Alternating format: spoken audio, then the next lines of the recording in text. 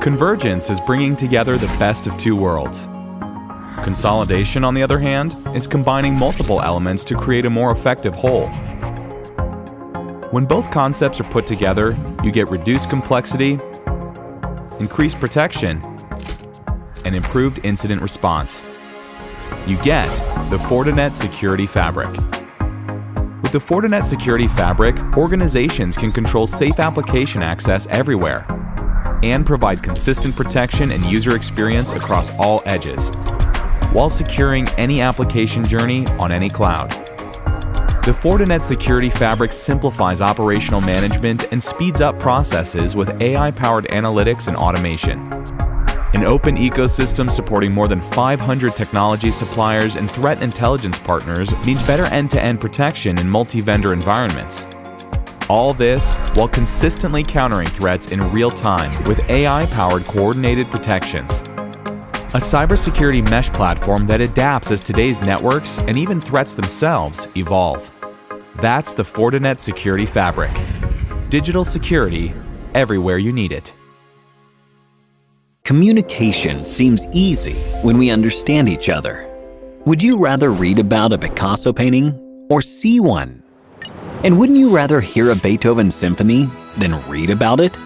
For communication to be meaningful, we need the right information in the right format at the right moment. Soprano Connect is a suite of tools for designing and controlling omni-channel communication experiences. Omnichannel helps you add meaning to your interactions by meeting customers where they prefer to engage in SMS, email, voice, and social apps. Stop just sending messages. Start communicating.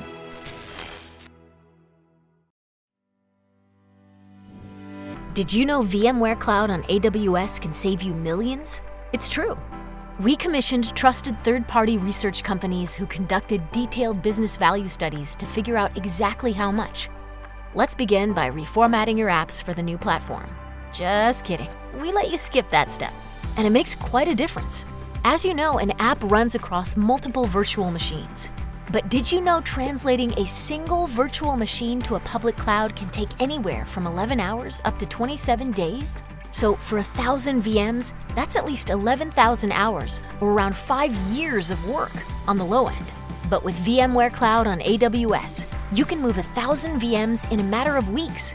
Put a couple engineers on it, and they'll be done in under a month. And of course, VMware Cloud on AWS also comes with a full VMware Cloud Foundation set of features, including a wide array of tools to protect customers from outages. So what do the numbers say? Well, our customers can save up to 57% of the overall cost of their migration to the cloud. They can bring down their data center operating costs by 44% and deliver 83% less unplanned downtime. Plus, vSphere's oversubscription feature is like getting 25% more CPU and memory for free. All this adds up to one undeniable fact. VMware Cloud on AWS is less expensive than on-prem or the public cloud. So, what could you save? Contact a VMware rep and ask for a Cloud Economics TCO assessment to find out.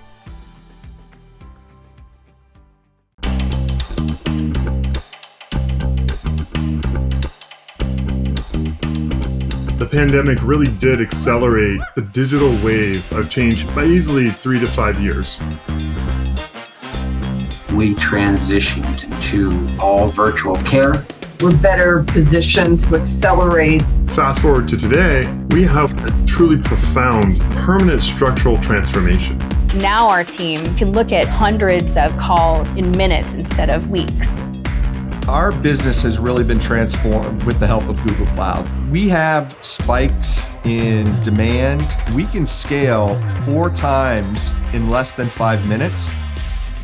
Schrödinger is transforming the way scientists are developing drugs. Chemical space is almost infinite. We can do things we couldn't do before. Can't I just track my shipment? We think that we can help solve that for the supply chain. How can we help workers with artificial intelligence? Suddenly, lots of ideas become interesting. We're very excited to develop our artificial intelligence and machine learning. Access to innovation, the speed of innovation. Seconds, milliseconds all matter. We're rethinking routine and pioneering simplicity. The partnership with Google Cloud provides us with technology that will drive us to be better.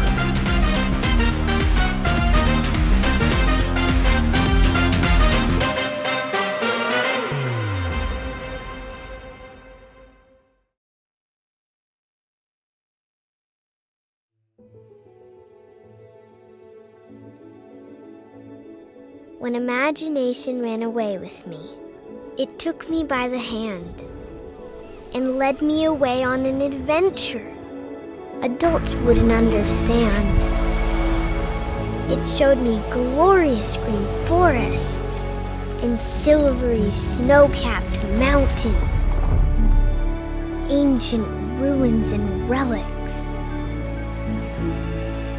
and exploding fantastical fountains. It took me to a magical world where dragons roam, cauldrons foam, and children saved the world alone. It showed me what the world could be if no one put restraints on me.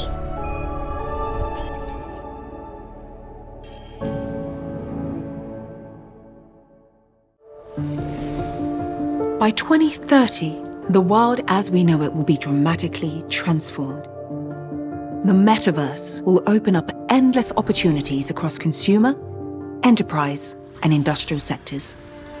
Digital-physical fusion and human augmentation will transform how people interact in a combined physical and digital reality. None of this will be possible without the network.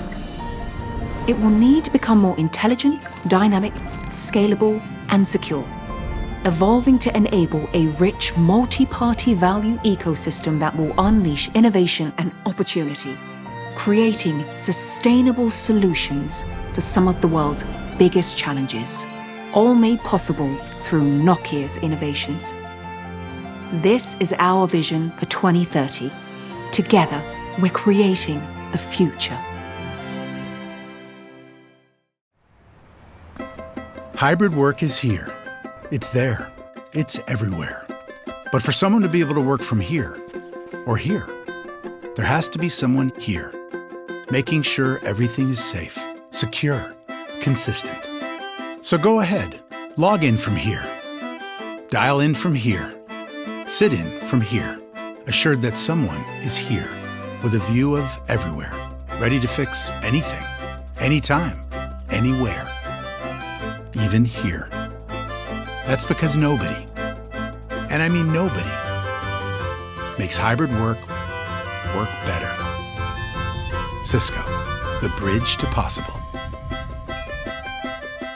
What does a reliable internet connection mean for your business? It means quicker fulfillment through accurate and timely shipment tracking.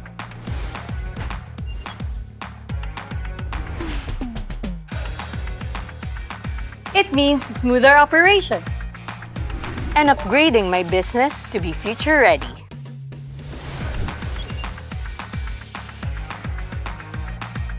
It means stronger security for convenient and worry-free transactions. It means better customer experience. When we assist them anytime, anywhere. It means easier management, even in a hybrid learning environment.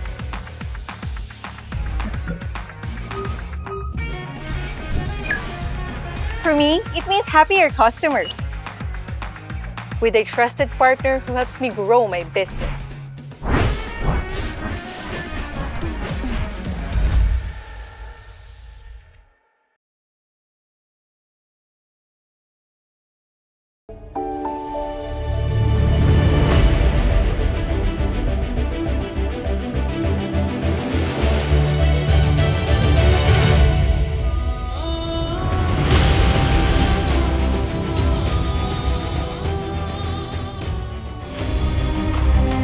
Welcome back, delegates. Good afternoon. Hope everyone had a good lunch session. You're still with me, Danny Laurel, here at the Tech Leadership Forum of Boundless, the Philippine Digital Convention 2022.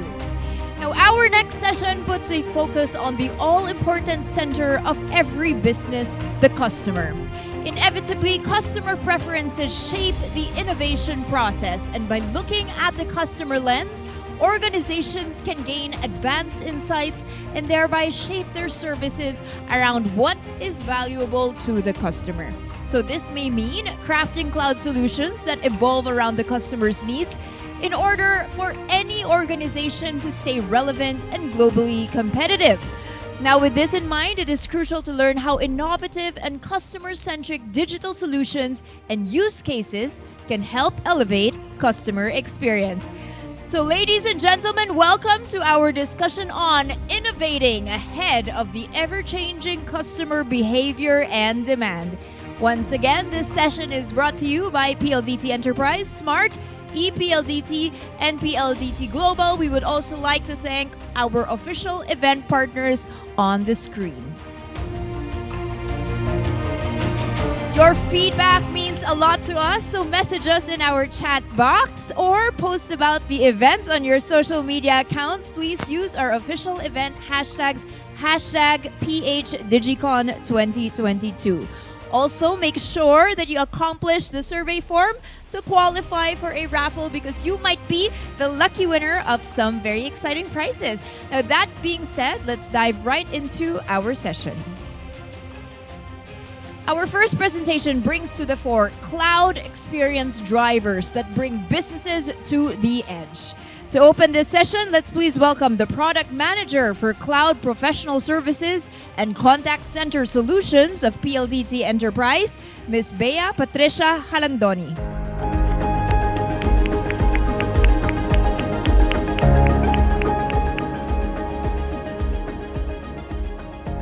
Hi, good afternoon, everyone. So before we start, let's try to make this afternoon a fun-filled session.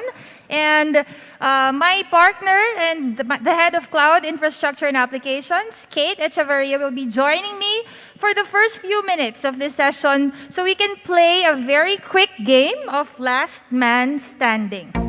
So can we please request everybody to stand up? Good afternoon, everyone. I hope everybody had a good, hearty lunch. So let's have this quick activity to make us all energetic for this afternoon session. Okay, so this is going to be a quick activity, and yes, we guarantee some prizes after this. Okay, go ahead, Leah. Okay, so the mechanics are very, very simple. If the shoe fits, you would have to take your seat. Okay, so the first parameter or the first slide here is everyone wearing something red. Please take your seats. Take your seat. Any shade of red. Any shade of red. We didn't say pink. Pink is okay, but when it's red, you have to take your seat. Accessories are fine. I think just the top portion. Wearing red, please take your seat. Okay. Round 2. Okay. Just a few. If the company you're in is a current or is an existing subscriber of Google Workspace via PLDT Enterprise, it means that your relationship manager proposed the solution to you this year or the past few years. Please take your seat. So we just see a few of you here. Interesting. Okay. Round number 3. If you are an existing customer of Microsoft, specifically for M365, offered by your relationship manager, please take your seat as well. So we see a handful of you, and we see a lot of men and women still standing. Okay. A surprise round here. Everyone who is an employee of PLDT, please take your seat. I'm sorry. PLDT RMs and PLDT sales? relationship managers. Any PLDT, please take your seat. All right. Next category. The last time we held an event this big was last 2019. So if you attended that digital convention, please take your seat as well. Oh. Okay, Just so a we few. see a lot of first timers, I guess, for the for the face-to-face digital convention. A bonus round if you attended the 2020 digital convention online. This was during the pandemic. Please take your seats as well. Okay. Oh no! We see a few of you But sitting down. that's actually good news because it means you are following this particular convention whether face-to-face or online. O, diba? Okay, next round. Just a few more. If you are currently subscribed to our PLDT contact center as a service powered by Enchaos Interactive, please take your seats. We see just one, I guess, one or two? One or two, yes. Okay. Oh, three. Next round. If you are currently a customer of Microsoft via PLDT Enterprise and you are and your infrastructure is hosted through Azure Public Cloud or Azure Stack, please take your seats. So how many do we have left? All our attendees on this side have seated. Okay. Any Azure Stack or public users?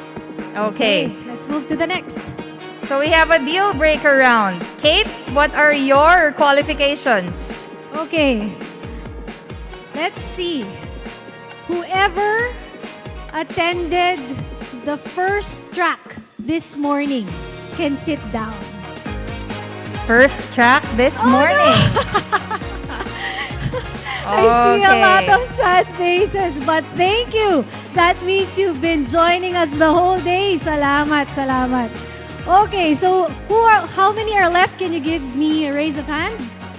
1, 2, 3, 4, 5, 6, 7, 8, 9. Here, 10. Any more at the back? We have more than 10 actually for prizes. So we can accommodate a few more. So maybe we can insert another game later. For the 10 last men and women standing, our product manager will be handing out your prizes in your seats. So can we please hand it out? Yes, our product manager, Miss Lay Tena. There. Okay. So you can actually take your seats as long as you memorize her face. She will be giving you the item. Ayun po siya. Okay? So when she gets near to your area, I think most of them are seated at this side. Yeah. Okay, just raise your hand and she will give it to you. Thank you. Thank you to the last 10 men and women. Okay, we'll proceed with our first session. Magandang hapon po. Go ahead, Bea. Thank you, Kate. So good afternoon again, everyone. And welcome to the track this afternoon. First and foremost, we are all in this state of boundless wonder called the edge, where time and timing are of equal footing when it comes to serving, engaging with, or meeting our customers wherever they are, whatever they're doing, and whoever they are with. We all know that every business is fueled by data. We've been saying this time and time again that data is really the lifeblood of the business. But how you process that data, how you integrate it, how you store it, these would all be vital factors of how fast, how long, and how strong can your business stand should there be another disruptor again, such as the pandemic, and hopefully not. And everyone seated in this room is here for a bunch of C's. So not Z's, okay? So a bunch of C's. So you're here probably because you have no choice. You're here because you were told to comply, or your boss told you to be here, or you're a C-level executive, or you're simply here because we all want to change the world with one technology at a time, or simply put, you have this pressing business challenge currently that you want to solve with technology. Now, with all the insightful talks the past 2 days and perhaps the past few years that you've been hearing a lot of solutions here and there, and you've been hearing a lot of partners, you've been meeting a lot of them, how would we really know that the solution that you're looking at right now is the best? can we really say or can we gauge that it's best fitting for your business? So, spoiler alert, it's something that we can't do because nothing is the best yet, because the best is still to come. But there is a way to gauge what qualifications are needed or what kinds of solutions do our business really need. And thankfully, my friend Albert Einstein shared with us a golden piece of nugget here. So if you read it, it says, if I had an hour to solve a problem and life depended on it, I would use the first 55 minutes determining the proper question to ask. So he would spend most of his time searching for the right answer or the appropriate answer rather than solving it right away. And why is that so? Because asking the right questions could lead us to find the right answers as well. And with a lot of questions in our heads right now, specifically something that's business related, perhaps you're in IT, you're in HR, finance, or procurement, and you just want to know what the best solution is or what kind of technology could help your business in the next few months or in the next few years. I'm sure we all want to detangle these thoughts together. And this afternoon, very quickly, I will be sharing 6 ways to detangle your thoughts or 6 questions that we could all ask ourselves when it comes to wanting or desiring the right solution for our business. Question number 1. If I ask you what drives your business, some of you would say our vision, our mission. You could say that you have these core values, your brand identity, your brand value, your products and services that you are very much proud of. But what if there is a better way to frame this question into this? Who drives your business? So if you'll notice, the question becomes more personal, more relatable, someone you can really see, touch, or even talk to. Sorry, I was wearing a mask there. So if you ask me, who drives your business? The answer would be people. We are all consumers first before we're employees. And at the same time, we're all working for and with a company. So if people is the driver of the business, how do we split it into 2? So you have the workforce and you have your customers. And for every employee in your company, for every customer that you have, there is one thing common. You have touch points right there. Question number 2. What is your business priority today? Is it about budget? Is it related to powering up your finance team? Or is it about employee retention or talent acquisition? These are good questions to ask so we know what to focus on next year. But what if we change the question to what matters most to people? Again, it's something that you could all relate to, because if I ask you what matters most to you right now, I'm sure your first answer wouldn't be your numbers or wouldn't be something that you have to finish for today or the last 10 emails you haven't read, because all of us have someone or have some people that matter to us. And with that comes the heart of every business, powered and driven by people. So if I ask you, what makes you want to get up, show up, step up, or even have the best technology that would power your business? Or what if I ask you what motivates or inspires you every day to excel? Or what makes you dream big dreams? These are all personal questions, but they're also pivotal in asking these questions in the boardroom as well. Why does it matter? Why do these questions matter? Because as people, we are all wired to connect. We are all wired to relish the moment. We all have senses that we have to satisfy. We are wired to engage. We are wired to be present in the moment. And if we don't, of course, there would be after effects, right? And we wouldn't want, would you want to spend overtime for like until 10 or 11 p.m. and it's your son or your daughter's birthday? I'm sure you won't want that. So with all of these things, knowing that we are wired to connect and experience life and love, definitely experience matters. And when we say experience matters, it's still rooted in that very foundation of every company. It's people. And to complement that, you also have technology.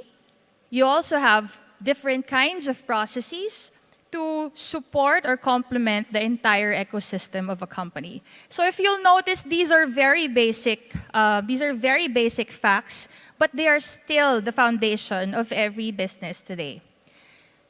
Second point is that experience markets itself. We've been hearing this in the past 2 days. We know for ourselves that when we experience something bad, it spreads like wildfire. And if a customer experiences something that's exceptional, it also does make a difference with your sales or how your brand is perceived. And if you look at the screen, experience is indeed everything from reviews, the vlogs, the unboxing, everything that's viral, the influencer statuses, loyalty rewards, and everything on your screen that you can see. Yes, they also matter because these are the things that influence your experience driver when it comes to your customers. And one word highlighted here is personalization. We're already in that phase where everything personalized or everything that has a personal feel, whether it's a product or a service, is seen as something vital in society. And it's not just about the product anymore, but how it's experienced by your customers.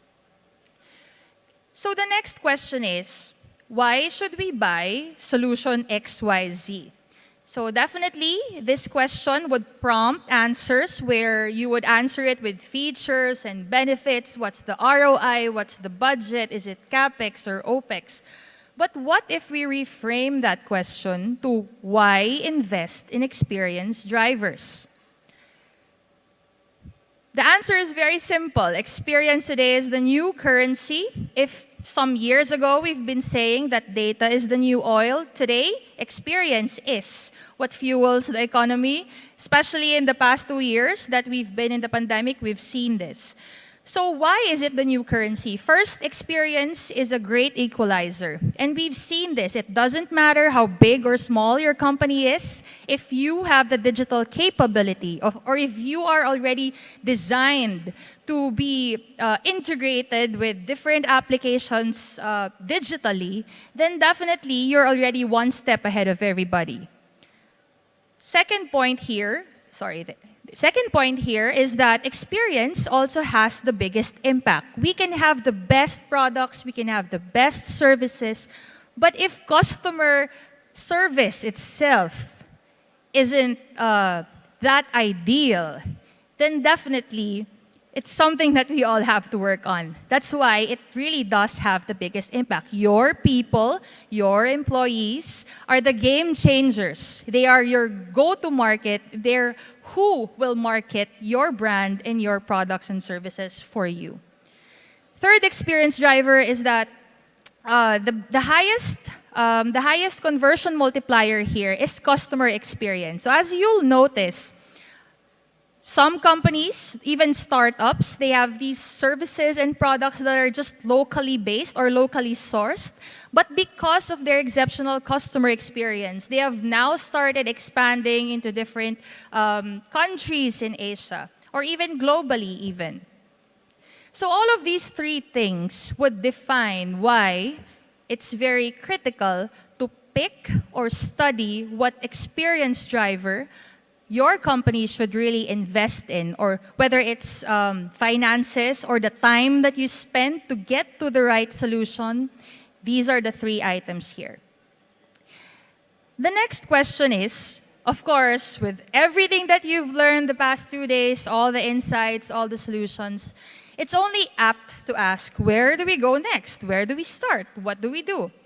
But what if we frame it again in such a way that we just go back to where you are today, because we won't get to where we want to if we don't use what we have today or if we don't study what we have today. So if I ask you these three things, of course, I'm sure there are a lot of things bigger than this, but these three letter E's of experience would at least give you a head start on how to at least have a heart check or have a technology check in your own company. So we start with IT infrastructure. Are you equipped with the right infrastructure? Are you already cloud-based, or do you still have sites on-premise? Are you co-located, or are you planning to expand your cloud portfolio and have multiple workloads hosted on the cloud? Question number 2 here is, how do you engage with your customers through the touch points that some of which I've mentioned earlier? So are you already, of course, all of you would, I presume, would have a website already. Some of you are exploring multi-channel touch points, whether it's chat, email, probably your promotions are on Viber.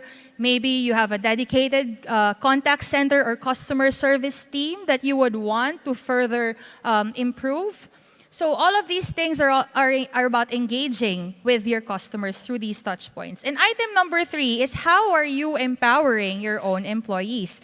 As I've said earlier, it doesn't matter how good or how great the technology is, but if your employees are not empowered, they're not trained, or they do not have this technology adoption series for them to use and fully maximize what you invested in, the technology that you invested in, of course, we wouldn't get the returns that we want, right? So these 3 things are the items that I would want you to remember, at least when it comes to experienced drivers. My second to the last question is, for sure, you have very complex challenges. It depends on your industry. It depends on your size or the customers that you serve. And of course, if I ask you, can you make it better, or can you do something to make your operations better or your customer touchpoints better? Of course, you would say yes, because better is a pursuit. We always strive to do things differently. But what if I ask you, how can you make it better? Where do we start?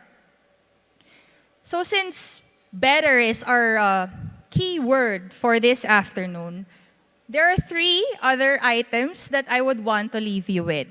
Perhaps your focus today is, or in the next few months, would be about your infrastructure or your core applications or the mission-critical applications that you have. And there is indeed a better way to manage, to migrate, integrate your workloads on the cloud or multiple cloud environments. And that would at least give you a head start to have a better digital experience when it comes to managing these applications, or at least managing the performance of these applications that are critical to your business. Item number 2 is better workspaces. Again, people being the heart of every experience. We have here employee experience, or a workspace where all of us as co-employees, of course, in our respective companies, would have a better way to communicate, collaborate, be more productive. There are better ways to measure productivity, better ways to even integrate our, say we have a contact center system in the office and we want to integrate it with MS Teams, for instance. That's something that you can also try to explore. The last item here, again, we've been saying it since, I think, yesterday, customer obsession is very vital. And here, everything is all about creating better customer experiences, no matter where you want to start or how you want to start it. At least this would give you a head start in creating that better environment or ecosystem in your company. Lastly, I'm sure all of you would have these questions when it comes to solution selling with all the partners that have been presenting solutions to you. So what's in it for my business? Will it increase my sales? Will it make me be more, let's say, decrease my OPEX spend, or totally cut off a huge chunk of my CapEx? So these are very valid questions, but we could also reframe the question into, what is your edge with cloud? Knowing that cloud today is no longer an option. Cloud today is everywhere. And just look at your kids' phones. Everything is on the cloud. So to keep it simple, whether it's a very complex solution that you're planning to adopt or something that you would want to design to custom fit your operations, cloud is very simple. It's the edge. So when we say edge, it's very experience driven. It's digital by design. It allows you to grow on demand. And lastly, it brings you to that state where you become an elastic enterprise. So no matter what kind of disruptor comes in, whether you're upscaling, downsizing, or you're planning to expand vertically or horizontally, cloud is indeed your edge to achieve all that. My last question is, it's a bonus question, it's the 7th. So when and where do we begin? We can start today, so we can make the future work today. How? It's experiencing better with cloud.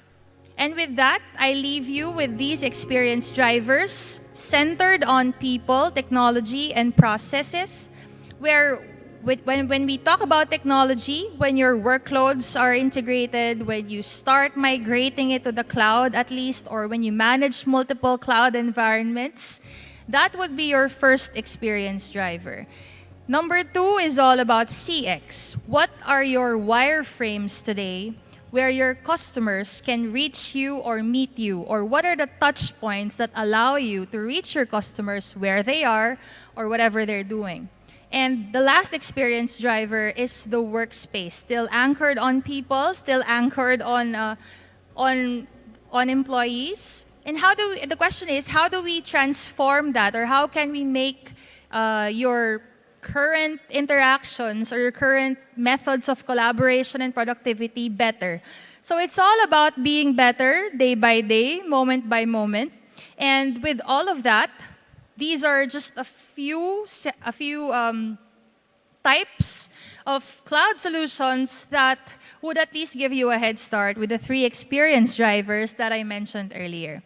And with all of that being said, I pray everybody won't lose your sense of wonder, especially when it comes to technology, because there are a lot of things that are constantly improving when it comes to cloud and all of these solutions out there.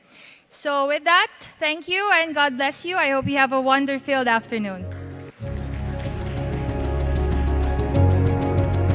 Thank you so much, Ms. Jalandoni. We will see you back later for the panel discussion. And now our next presenter, ladies and gentlemen, will be introducing and enlightening us on multi-cloud strategies and its impact and relevance to businesses. Delegates, I now give the floor to the solution engineer of VMware. Here is Mr. Aris Coronel. Forward.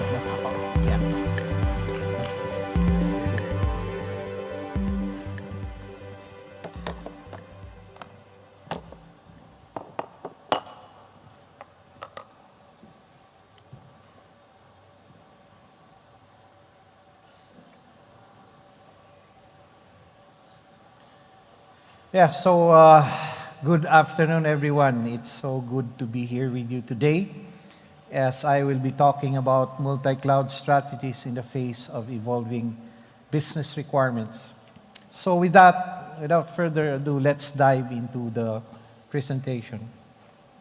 So while most customers will not start out with multi-cloud as a focus and intent of their strategy, it's interesting to note that over 90% of organizations actually already have a multi-cloud strategy in place.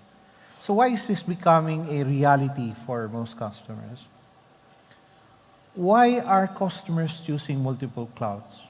Now, here are some of the driving factors. Flexibility is one of them. This desire for customers to become avoid being locked into a particular cloud provider's infrastructure, their add-on services, the pricing model. Sometimes an organization may end up with multi-cloud strategy by accident via the agency of a shadow IT, which of course we know is technology that is adopted by business units independent of the IT department. Now, performance could also be a factor. Organizations that want to minimize latency, what they do is they choose cloud providers that have data centers that are geographically closer to their customers. The closer they are, the better the performance. And then there is compliance.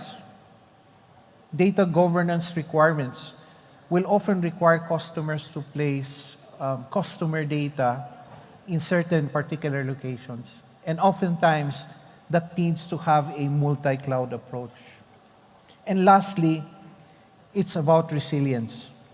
Now, all cloud providers out there, no exceptions, even the major hyperscalers, they suffer outages from time to time. So, putting all your workload eggs in one cloud provider's basket might not be a good approach here. Now, everyone wants fast, easy access to IT services that we need. And that's what the public cloud offers. And each of these cloud providers that you see in the screen here, each of them offer unique capabilities. They have different specialties. For example, when you talk about Microsoft Azure, there's their Office 365 service. Thinking about Google Cloud, they have their advanced artificial intelligence and machine learning capabilities, and so on, right? So over time, many are finding that their organizations have already accumulated multiple public clouds. Because at bottom line is that there is no one cloud that fits all business use cases. And that's why we're seeing a proliferation of multi-cloud strategies. But if we take a step back, what are really the requirements for a world-class modern multi-cloud platform? And there are really four things that come to mind. The first is the idea of a unified infrastructure, a VMware-compatible infrastructure that can run anywhere, right? And is resilient and secure. The second is the idea of any applications supporting traditional VMs, containers, Kubernetes, that runs on top of that unified infrastructure.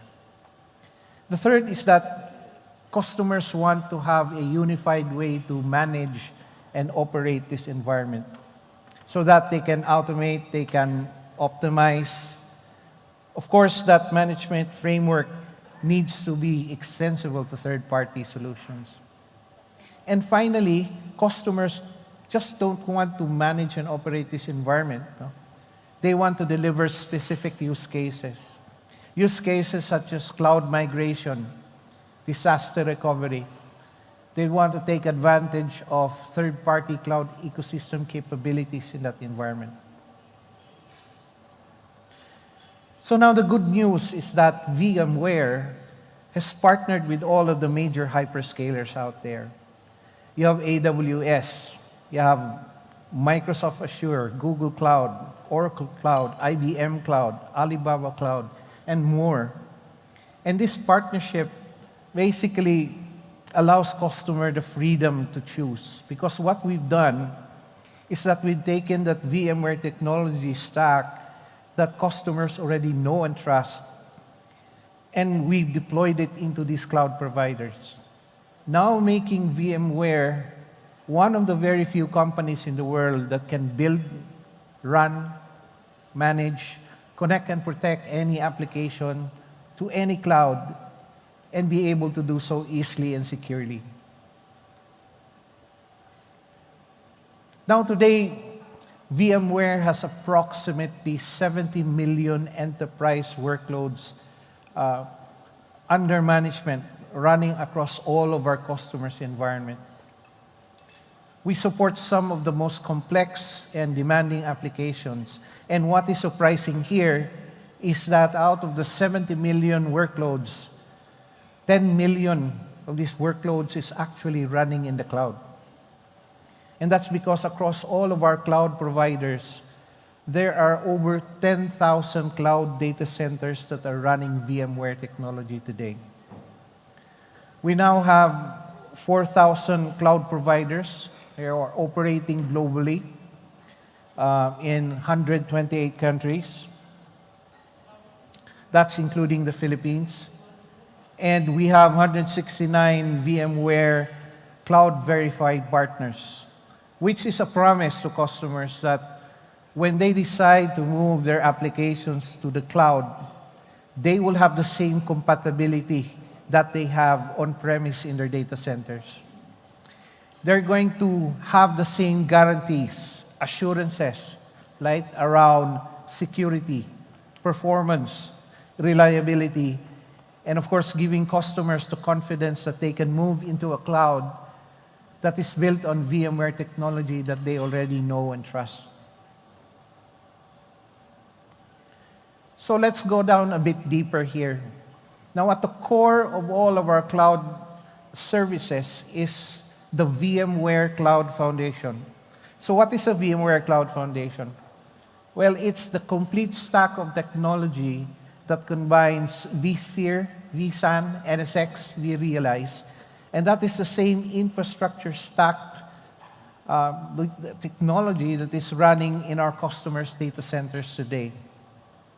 Now, what's exciting for our customers is that we have taken that same stack of technology and we have brought it into these different hyperscalers that you see down below.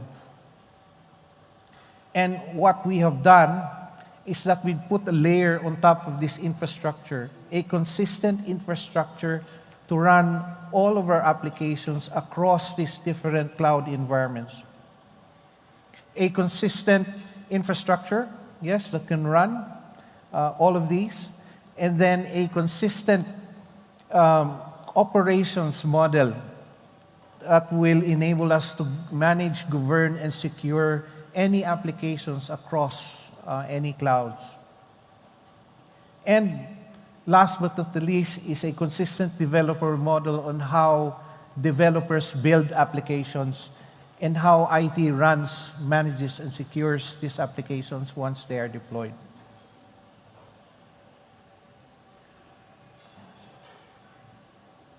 So now you might ask, how do customers realize value from this overall VMware portfolio? The first is around hybrid cloud operations, which is really a single set of tools and skill set that extend from the data center to the cloud. It's really about teams leveraging on their existing skill set and tools that they are already familiar with and are using on a daily basis, whether they're on-prem or in the cloud. Now, the second area is about migration to the cloud.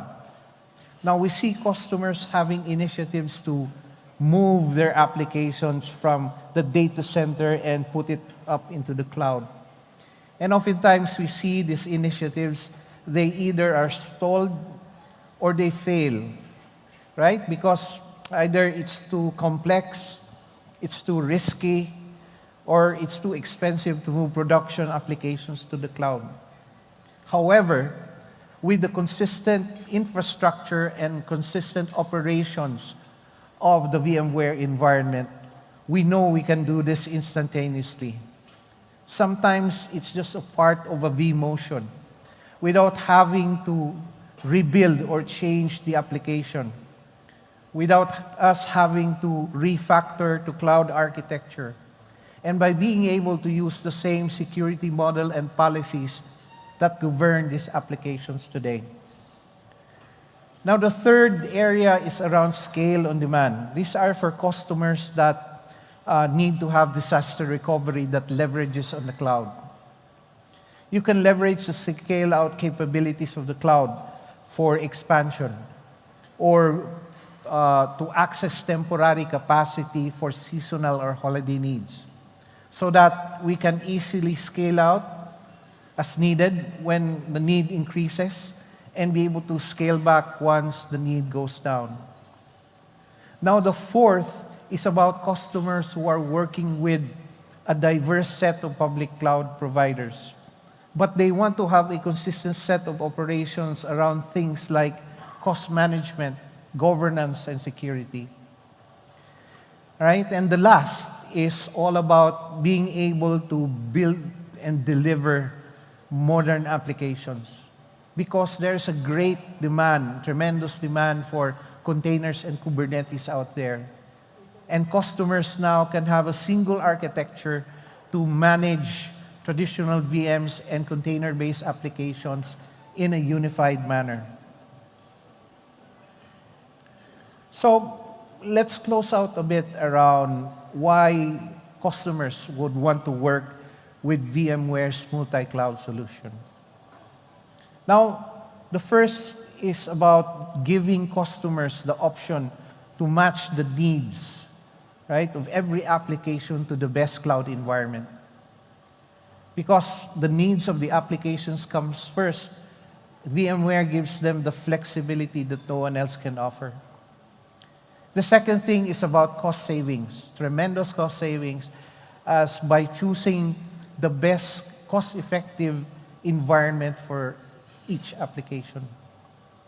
The third is around giving choice for our customers to choose from hundreds of cloud services from any cloud provider, to integrate with their own applications, to innovate and modernize their existing applications. And lastly, the confidence that the customer knows that they can operate securely and efficiently across any cloud environment, without having to be locked into a particular cloud provider's infrastructure. Again, VMware is one of the very few companies that offer the flexibility to operate anywhere without jeopardizing efficiency and security. And I guess with that, I would like to thank everybody for taking time out for this session, and I bid you all a good day ahead of you. Thank you very much.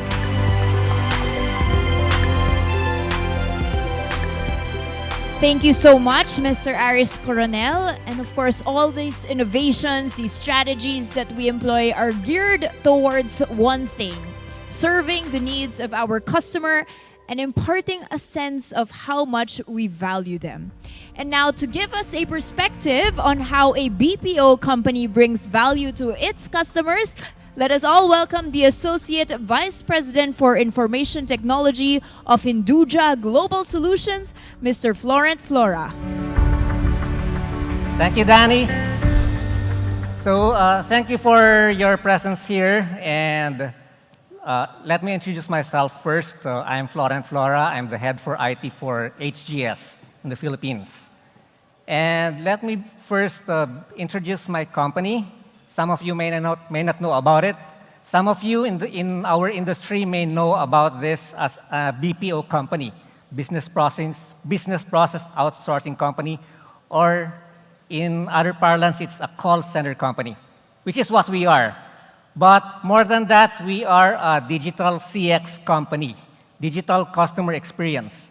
And as to quote what Ms. Jalandoni has mentioned earlier, experience is the new currency. And let me bring you to our experience in HGS.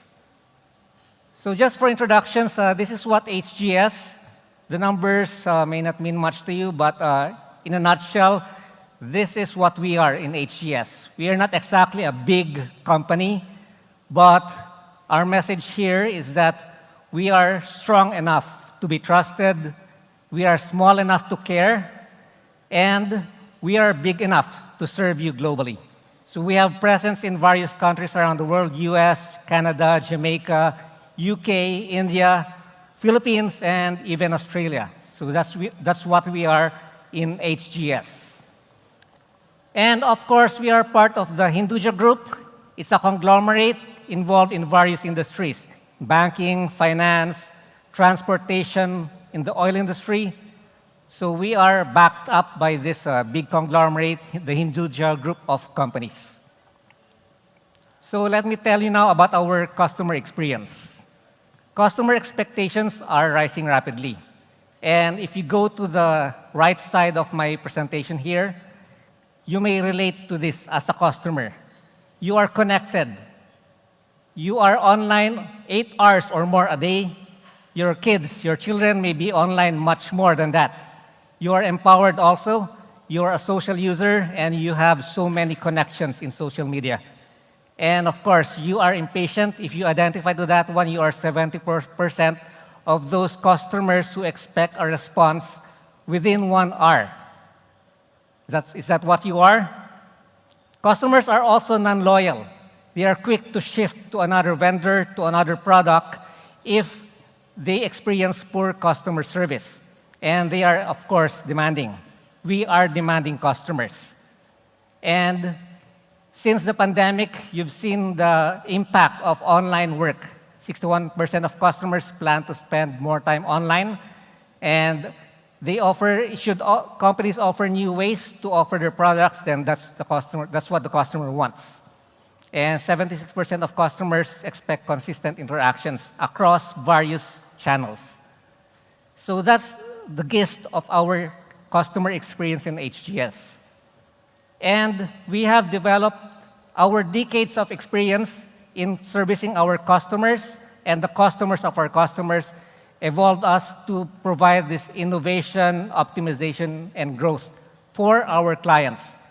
In fact, we made it our mission to innovate, optimize, and grow our clients' businesses through the right balance of technology and people. So we leverage on this technology, almost 20+ years of experience servicing our customers, making them more competitive. And with this product that we have, we are able to provide a better customer experience for all our clients. So now, as a digital CX company, we see ourselves in various verticals. We see ourselves in our domains of expertise, which is in marketing, commerce, data and analytics, technology, and process management. And that's our expertise, domain expertise. And deep down, while we market our call center services to our clients, we have our experience backing us up in providing extreme and excellent customer service for their customers.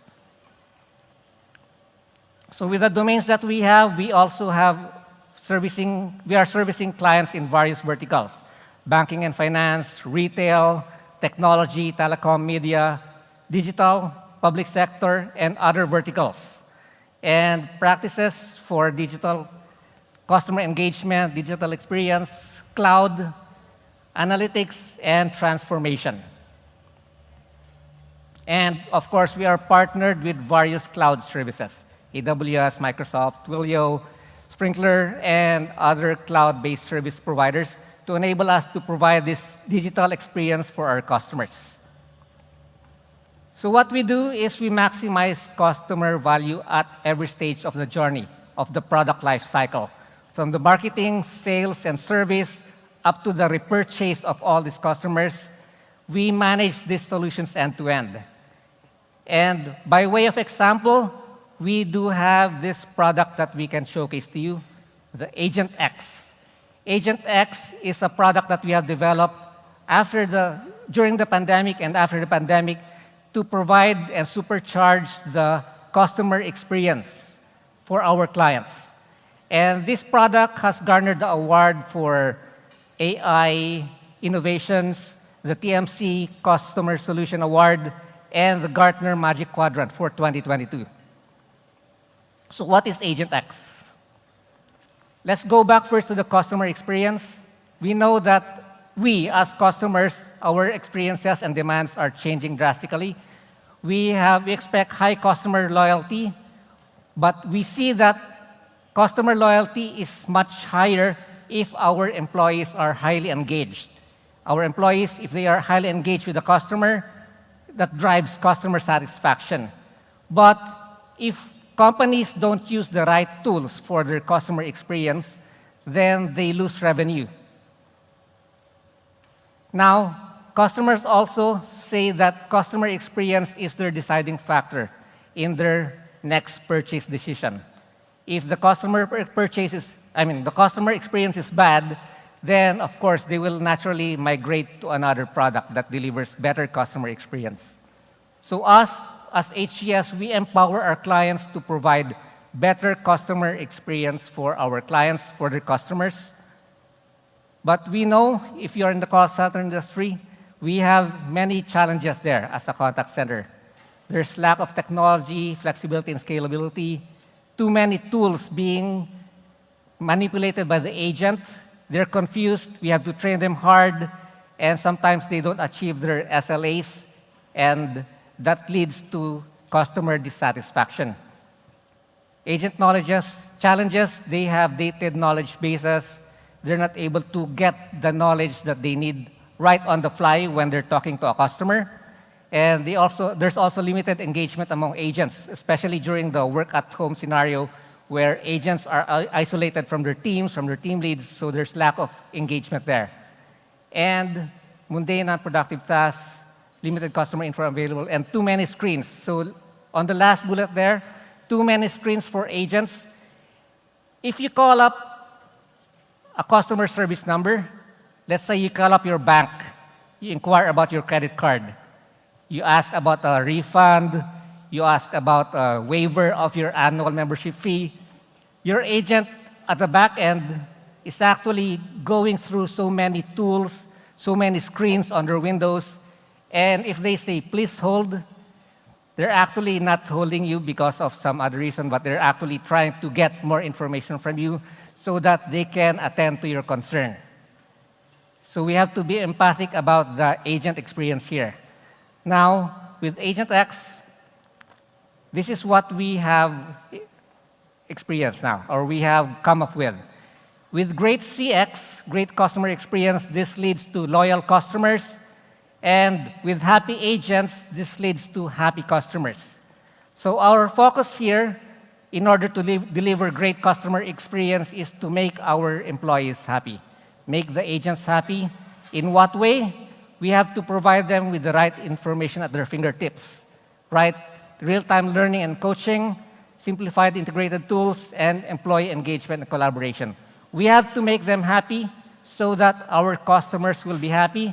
If our customers are happy, then this leads to loyal customers and better business for everyone. So our vision for personalized customer experience as HGS, since we are a digital CX company, we have two types of customer interactions. The first would be the virtual interaction with chatbots, with IVRs, virtual agents. This is the AI component of our service. But there's also the human interaction. We cannot do away with that. There's always the human interaction, human agents, and the support team attending to our customers' needs. So across this aspect, we have provided different customer interactions. For virtual interactions, there's the web, mobile app, customer knowledge base, smart web forms, intelligent voice assistants, visual IVR deflection, chatbots. So all of these are AI-driven. And for the human agents, we go with the customer 360 view. The agent knows as a whole what the customer is all about. They have the knowledge base to get what they need to attend to the customers. Agent assist, screen sharing. So all of these are in place with our Agent X tool. And by way of introduction, we have our agent in the middle, the employee, who is attending to the customers. And around that agent, we provide them with all the information they need, not to overwhelm them, but to provide them with the information that they need at that right time. Omnichannel and cloud-based interactions, customer 360 view, smart knowledge base, agent assist, intelligent automation, agent collaboration, analytics and insights, all in one tool, simplified, and just right in front of them. They don't need to manipulate and go through so many screens just to get the information they need. And sample screen of our Agent X, this is what we offer to our clients right now. On the left side, you see the agent analytics, real-time analytics, team analytics, and organizational analytics. The agent knows what's happening there. The manager, the team lead, the management knows what's happening in their call center business with this analytics. At the center would be the customer 360 profile. Whatever the customer has interacted with in the past, all their interactions, any account information that's needed, it's right there in the center of the screen so that the agent can just pull out any information they need. On the right side would be our AI enablement again. There's the real-time agent assist. We would know the customer sentiment in real time. Their team leads can be alerted so that if there's a cranky customer, for example, then they would be able to seek help from other team leads and agents. And AI-driven suggestions, of course, the AI engine would be able to suggest to the agent the next steps to take in attending to that customer. It's AI-driven, it knows, and it can anticipate, let's say, if the agent would need to upsell any product to the customer, if they need to apologize, that would be suggested by the AI engine. And this is just one screen.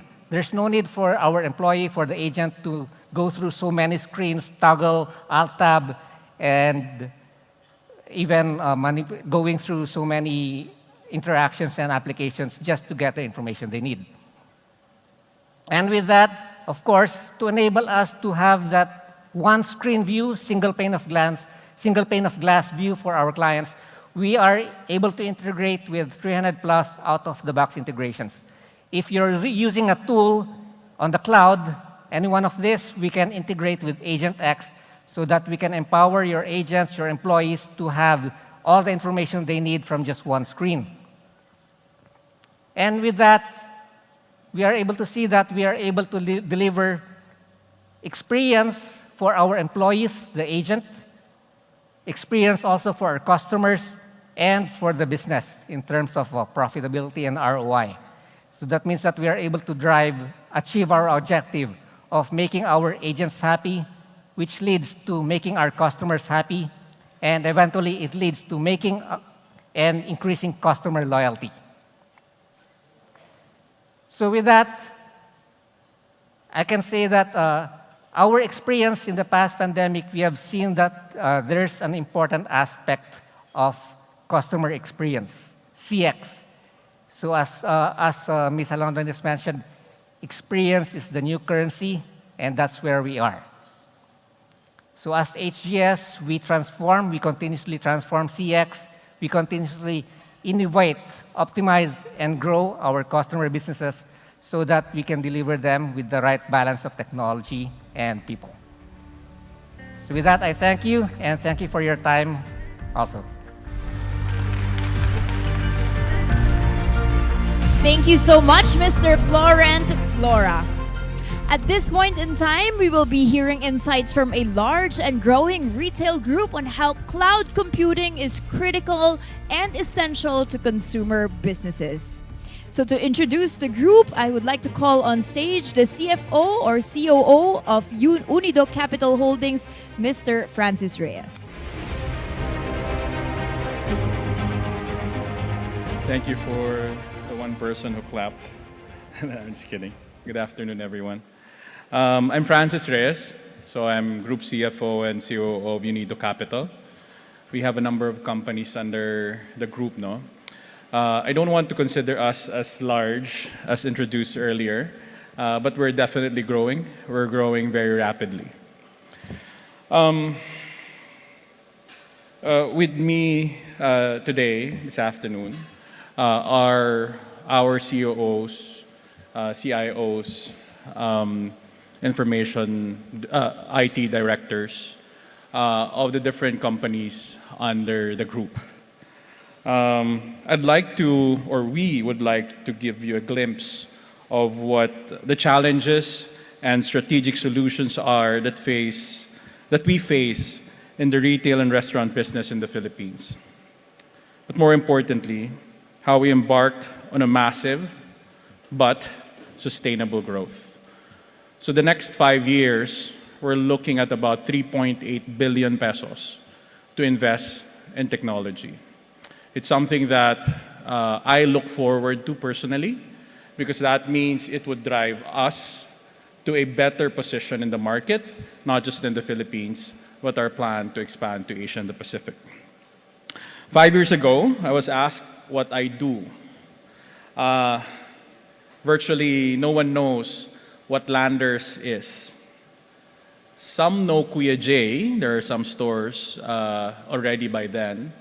And some would have tried Popeyes, but unfortunately Popeyes 20 years ago when we weren't the one handling it.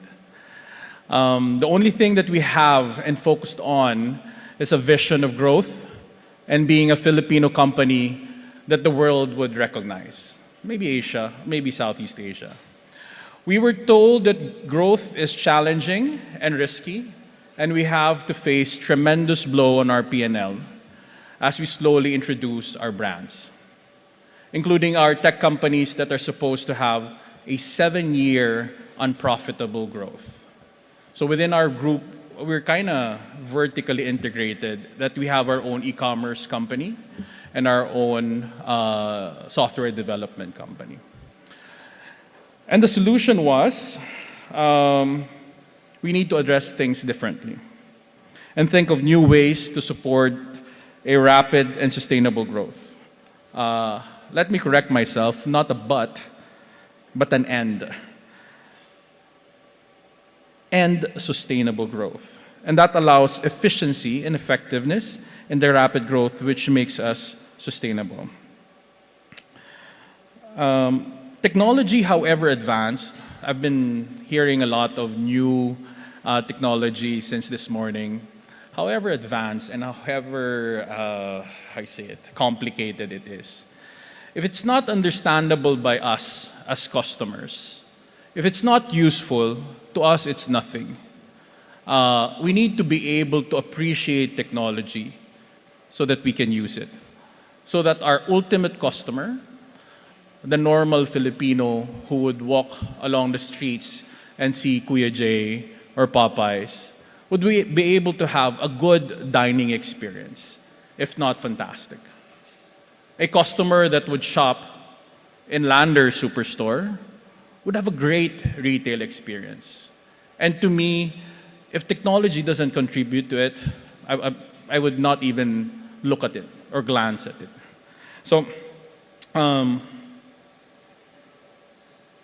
this morning, I heard Mr. Alsek of Nokia, where he said, ecosystem is the focus, and that's what we're building. We are building an ecosystem for our own customers, supported by an ecosystem. More so, supported by cloud-based technology. In fact, a lot of our partners, vendors, PLDT in particular, is pretty much entrenched in our group. And we're so happy that they're supporting us in our CRM project. Even Soprano, if I'm not mistaken, is supporting us. And to some extent, Zoom, of course, they're supporting us. So allow us to share with you today a 3-part discussion. So cloud computing that helps a consumer business, specifically retail and restaurant. An e-commerce that focuses on listening to its market, rapidly understanding what the changes and nuances are, so that we are able to navigate through this very crowded space, but important, a space that is practically the future of retail.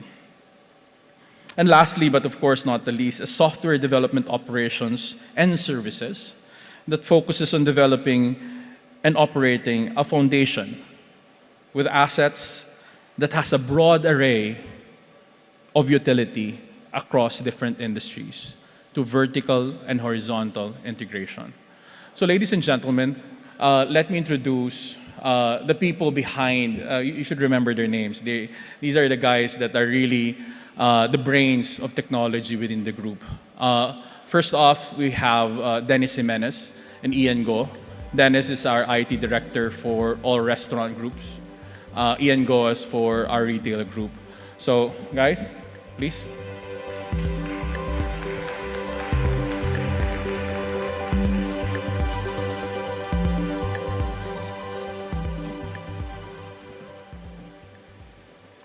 Thank you. Thank you, Sir Francis. So, good afternoon, everyone. I'm here with Mr. Ian Go, the IT Director for Landers System.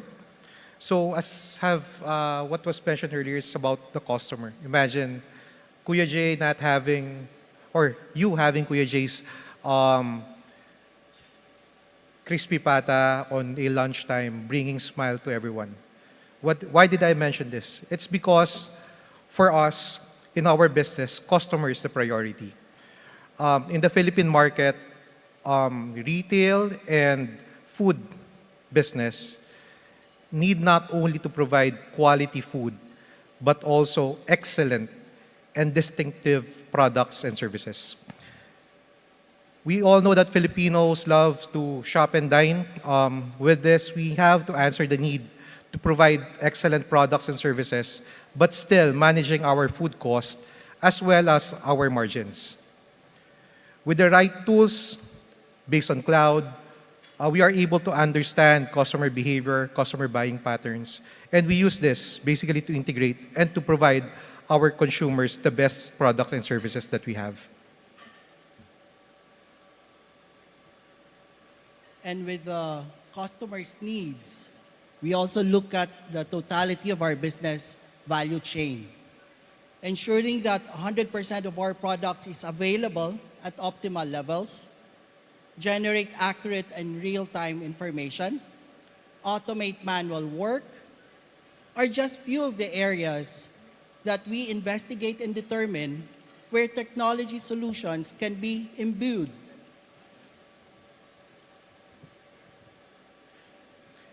For us, our cloud journey actually started based on our business needs. Initially, there were a lot of, you can think of a lot of reasons why to move, why to start your cloud journey. May it be 24/7 availability, may it be lowering down your CapEx, or maybe optimizing internal resources. But for us, it's all about the business need. When we started our cloud journey, we were thinking about, well, monitoring our speed of service for our Popeyes restaurant, or even have a faster deployment of our menu items for all our stores. These cloud-based systems actually provided us those functionalities.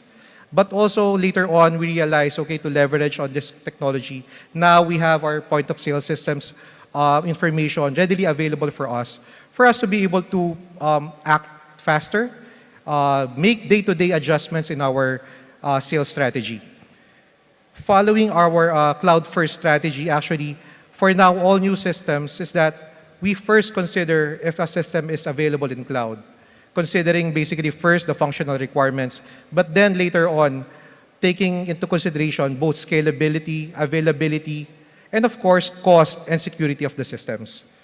Yes, and based on that strategy, Dennis, we implemented Microsoft Power BI and Salesforce.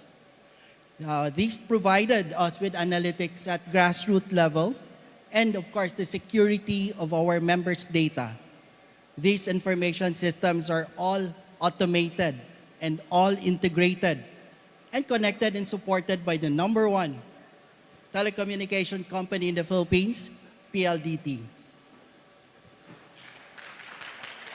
Today, our retail and restaurant businesses are assured that technology will always be there to make it happen.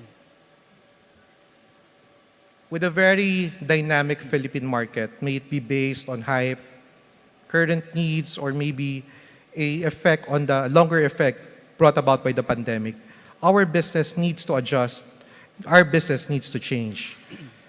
Tapping actually to our e-commerce partner is actually one of the best example that we have for cloud implementation.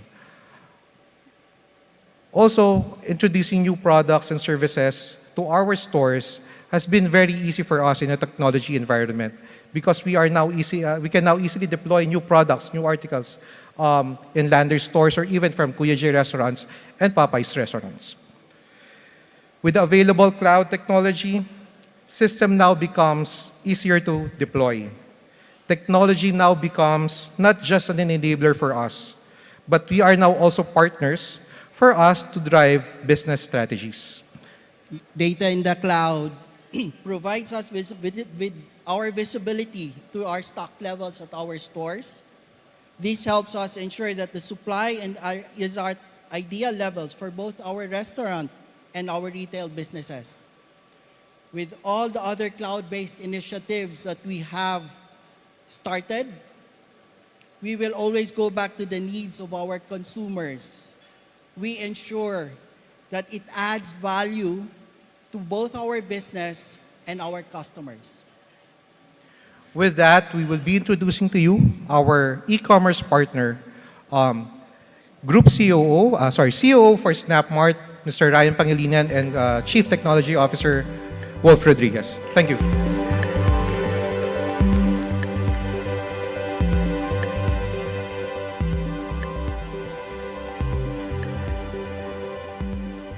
Good afternoon, everybody.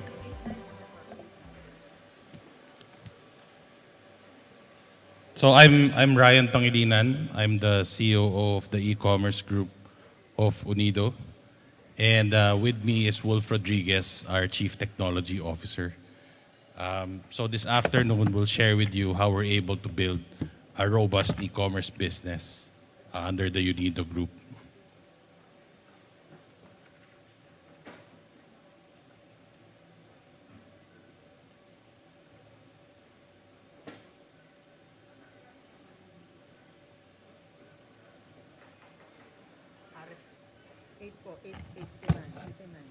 Hello. Yeah, mic test. Hi, everyone. So when people think about the benefits of being in the cloud, the immediate benefits that are being thought of is the scalability, the improved cost, and just the overall stability of the platform, right? But what we want to highlight is the core and fundamental ability to build a cloud-based ecosystem that is beyond your internal platforms. Because when you're in the cloud, you get to take advantage of various mechanisms when it comes to security, network and firewall, and a vast array of options when it comes to API management. Building and sustaining a robust e-commerce business requires you to partner with both up-and-coming and established cloud ecosystem partners. And for the e-commerce group of Unido, that means partnering with cloud-based payment providers, CRM solutions, booking tools, and measurement platforms. So these enable us to personalize, scale, differentiate, measure, and act fast, and be the first to market.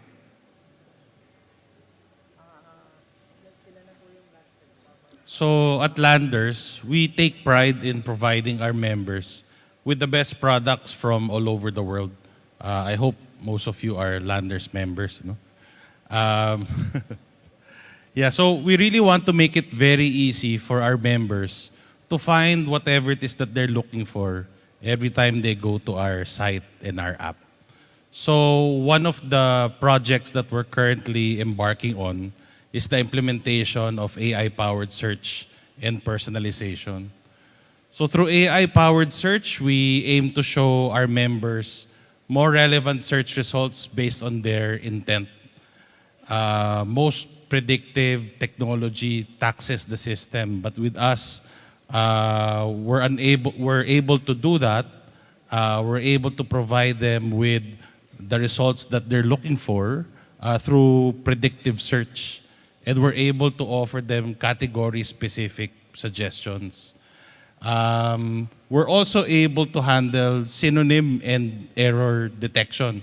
For example, you're looking for soup, but you misspelled soup as SUP. You'll still be able to see soup as part of the results. You know? And lastly, we want to provide more intelligent search ranking of our products. Also part of AI-powered search and personalization, we want to be able to provide a one-is-to-many personalization based on the cohort or the segments of our members, the categories that they're buying, the items that they're searching for. And ultimately, through AI learning and through A/B testing, we will be able to provide one-is-to-one personalization. So the site will actually look different based on whoever is logged in. So while the objective to implement AI-powered search is really to cater to the different requirements or the unique preferences of our members, the value to our business is really an improvement in our gross merchandise value and our conversion rates. You know? And also, it will increase our average order value and items per order. But most importantly, with our customers at the center, the most important really here is to make our super members happy. Next slide. So in every step of the user journey, we try to measure in terms of how our customers are interacting with our products and services, right? But understanding is one thing. When you do something about what you've learned is where the real benefit happens. So for us, it's really about creating a value-based roadmap that caters to what your customer exactly needs. So being in the cloud, we get to take advantage of various tools that tells us where your users are coming from, what they are doing in the site, where they are dropping off, where they are spending their time on. And then if you look at it from a funnel perspective, you get that picture in terms of translating that to actual UI and UX improvements that cater to what your customer wants, right? So during the pandemic, it was all about fulfilling as much orders as we can because we saw a significant increase in the amount of orders we're doing.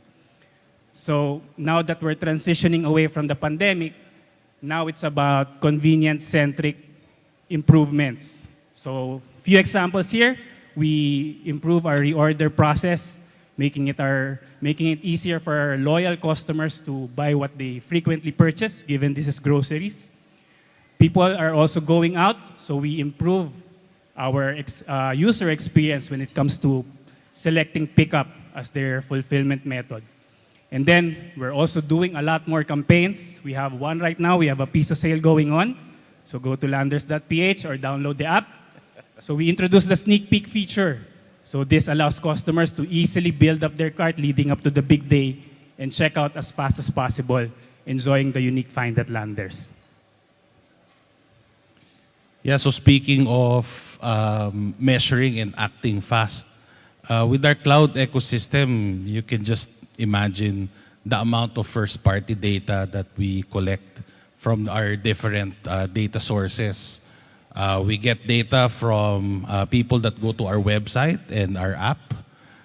We get our marketing data from our advertising platforms in Google and in Meta. We get data from SAP, our stock engine, our price engine, all the way to our fulfillment and transport data. So all these data sitting in silos is useless if we're unable to mine them and leverage them. So through another cloud-based partner that we're working with, we're able to integrate all this data in one very easy-to-use dashboard that allows for us to consume it. So in terms of the dashboard, we're able to see our channel and category SKU performance. We'll be able to see what items are moving fast, if we need to do balance or redistribution of stocks that we have. It also allows for us to monitor our return on advertising spend, not just per channel, but across all channels. So it allows for us to optimize the spending and really spend on the platform or the ads that's funding profitable revenue. And this is very important to us, monitoring our customer acquisition cost to lifetime value ratio. So it's a measure of success for us in terms of our efficiency in onboarding our members, and more importantly, engaging them and making sure they're happy. So that's representative of their lifetime value. Now tying it back to scalability and cost, right? So those are cloud benefits, obviously. But for us, it's about taking advantage of it the right way. And for us, the right way is making sure that your platforms can keep up with the growth of the business, right?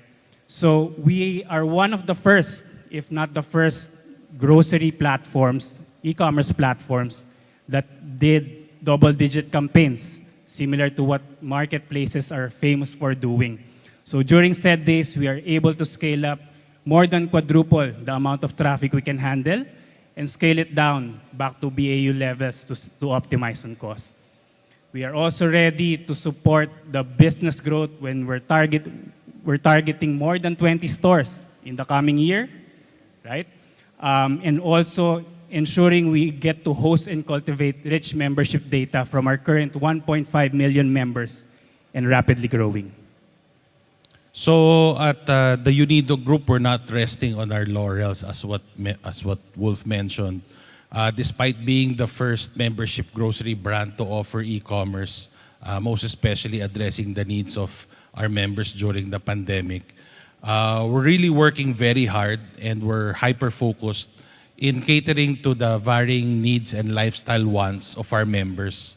So with retail at the center and through the help of cloud computing and our members also present here today, we're really excited and pumped to soon be able to offer food and beverage delivery services, content, loyalty and rewards, health and wellness services, travel and leisure, and financial services in one powerful Landers app.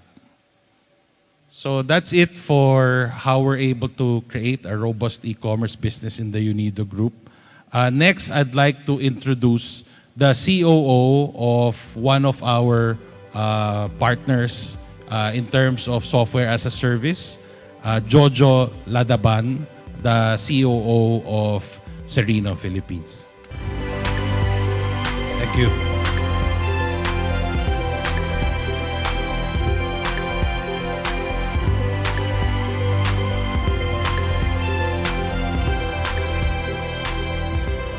Thank you, Ryan and Wolf. What I will be presenting for today will be creating a profitable SaaS model. Okay, just start. So allow me to differentiate the different verticals or horizontal coverage as both drivers of sustainable growth. Vertical coverage, they say, is the ideal strategy for startups. It is essentially a product going deeper into the existing market for greater product demand and revenue. Under the vertical coverage, there are two product approaches that we in the group adopt. First is the product enhancement, or simply adding new features and functionalities to address customer needs.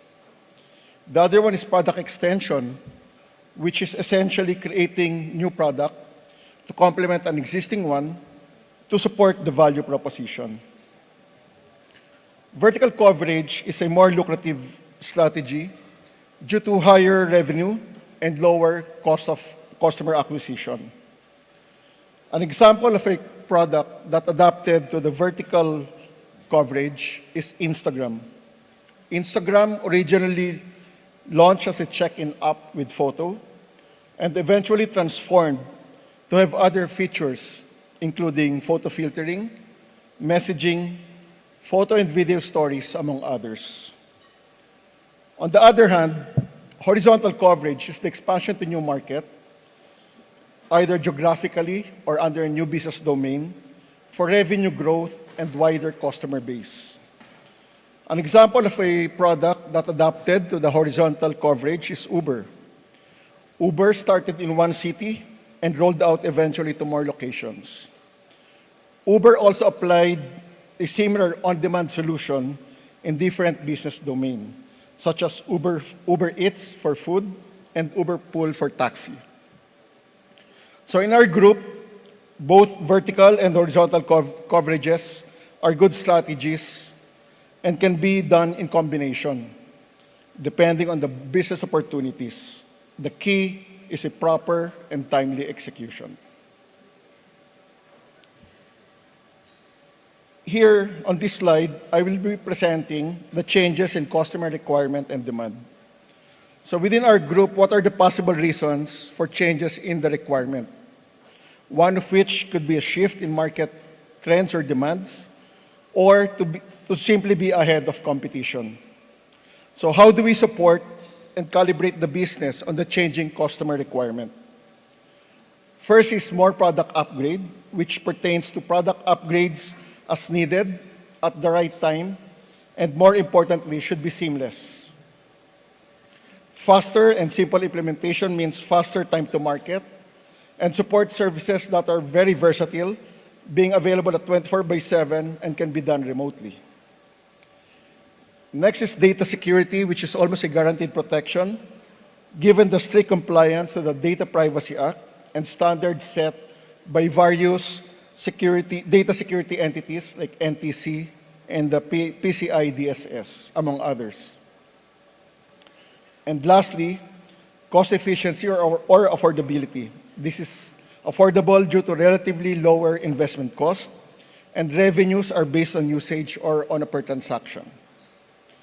So under the SaaS business model, the profitability of the provider is performance-driven. Revenues are usually variable and largely dependent on the performance or success of the system. On this slide, I will be discussing briefly the super app age.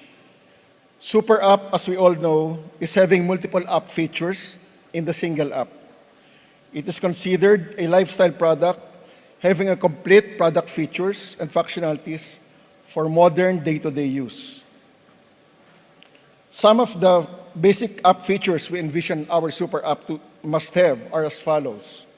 Of course, e-com app, which is essentially an online platform for products and services across retail channels and segments with functionalities on ordering, payment, and delivery.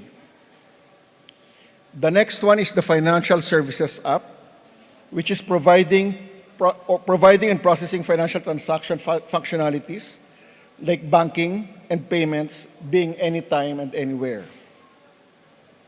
Next, we have the social or community app, which in our case, messaging and engagement capability to our members and customers are highly important as these are revenue growth drivers and provides higher customer satisfaction. And lastly, the logistics and transport services app. This provides multiple delivery options for our e-com and with added features like ride-hailing and ride-booking platforms. So in short, we want our super app to be everything for everybody. Thank you, and let me turn you over to Mr. Francis Reyes for the wrap-up. Thanks, John.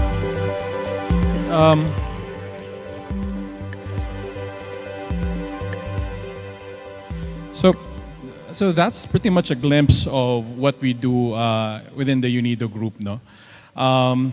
Just to let you know what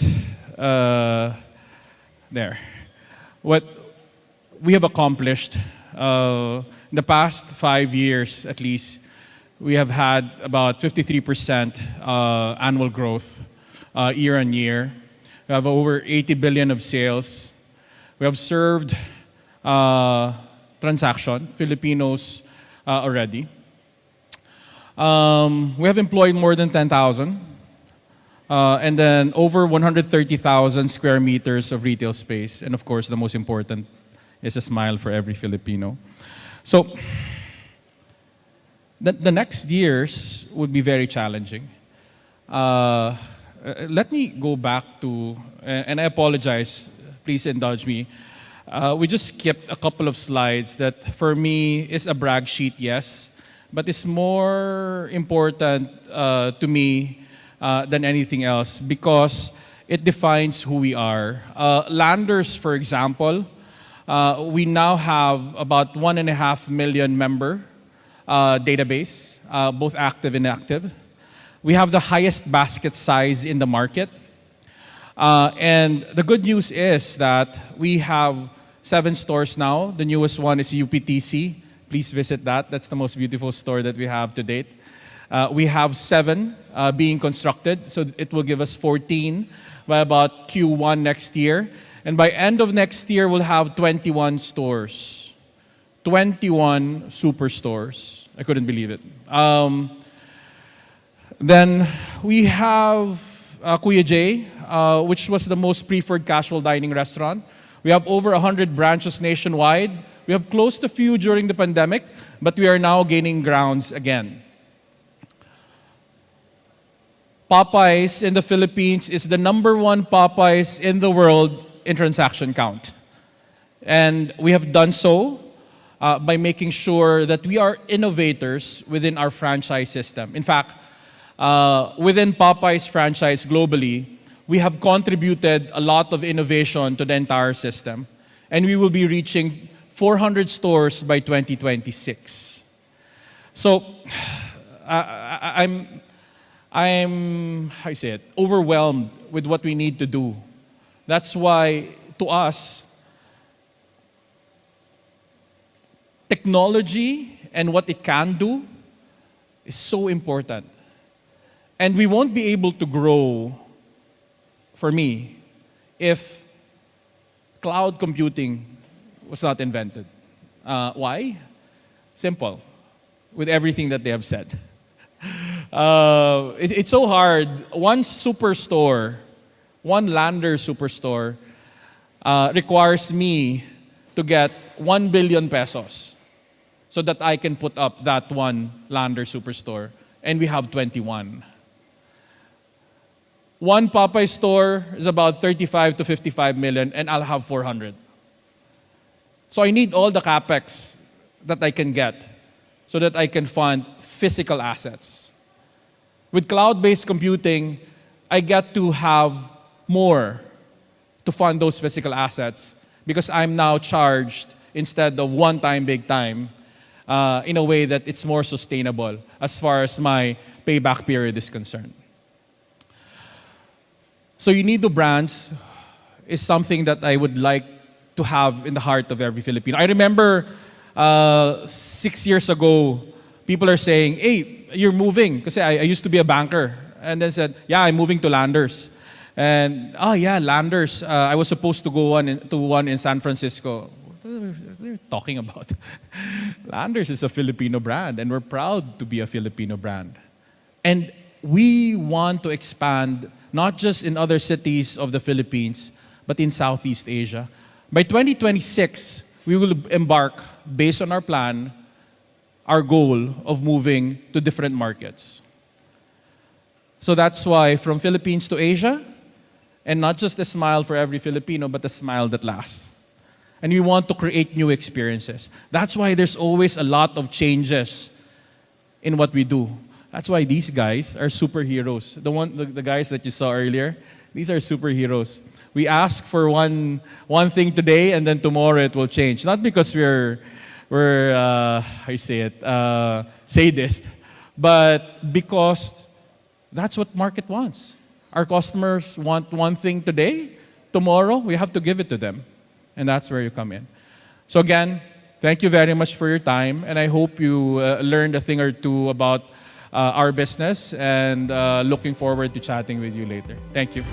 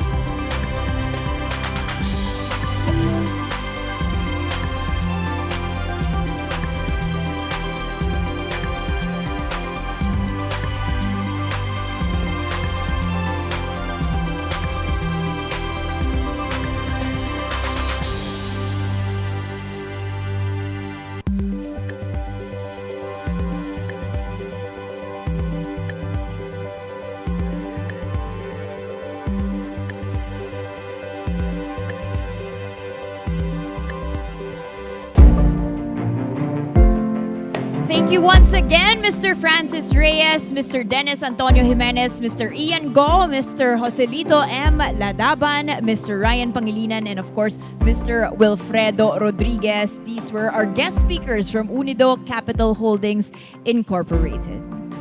Now, as we continue to explore various means by which we can accomplish innovating ahead of the ever-changing customer behavior and demand, here we have an opportunity to learn from the most prominent and successful companies of our time. Joining us on our panel discussion, let's call back on stage our speakers, the solution engineer of VMware, Mr. Aris Coronel,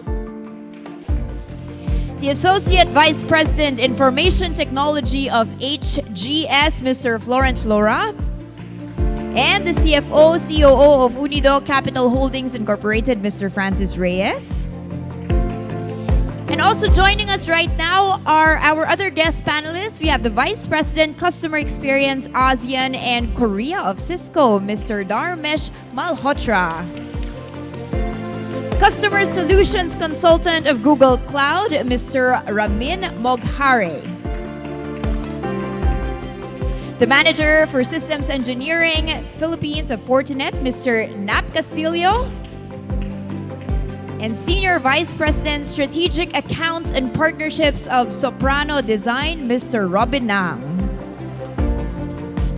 Mr. Emil Azurin of PLDT Enterprise and Mr. Ronald de Guzman of ePLDT Incorporated are unfortunately unable to join us today due to some pressing engagements. So joining the panel instead is the Product Management Head for Cloud Infra and Applications of PLDT Enterprise, Ms. Kate Tampinco Echevarria. Welcome, Kate, and welcome, gentlemen.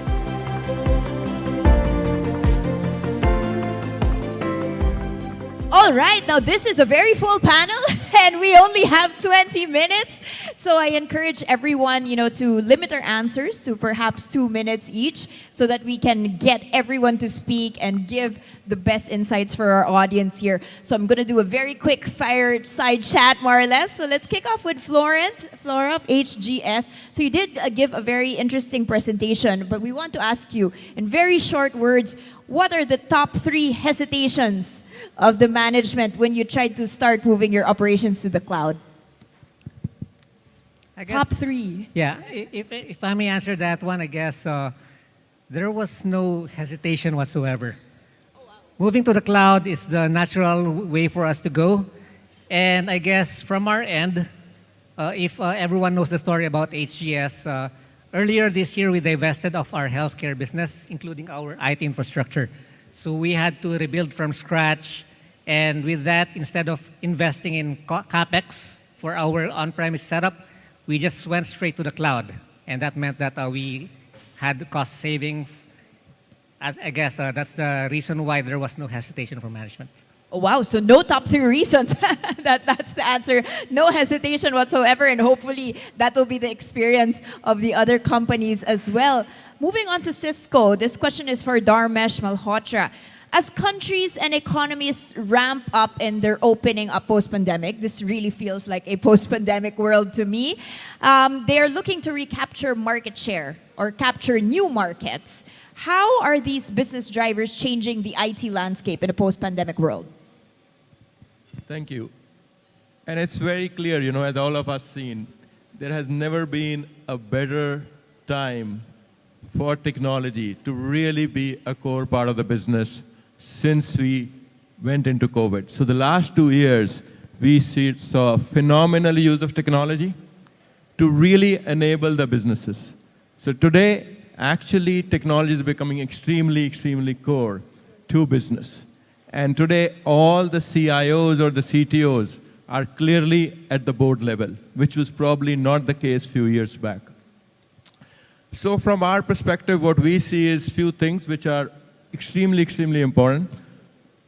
I've been moving around since April, since this whole thing kind of opened up. Clearly, being connected and always on infrastructure. This has been one of the key areas.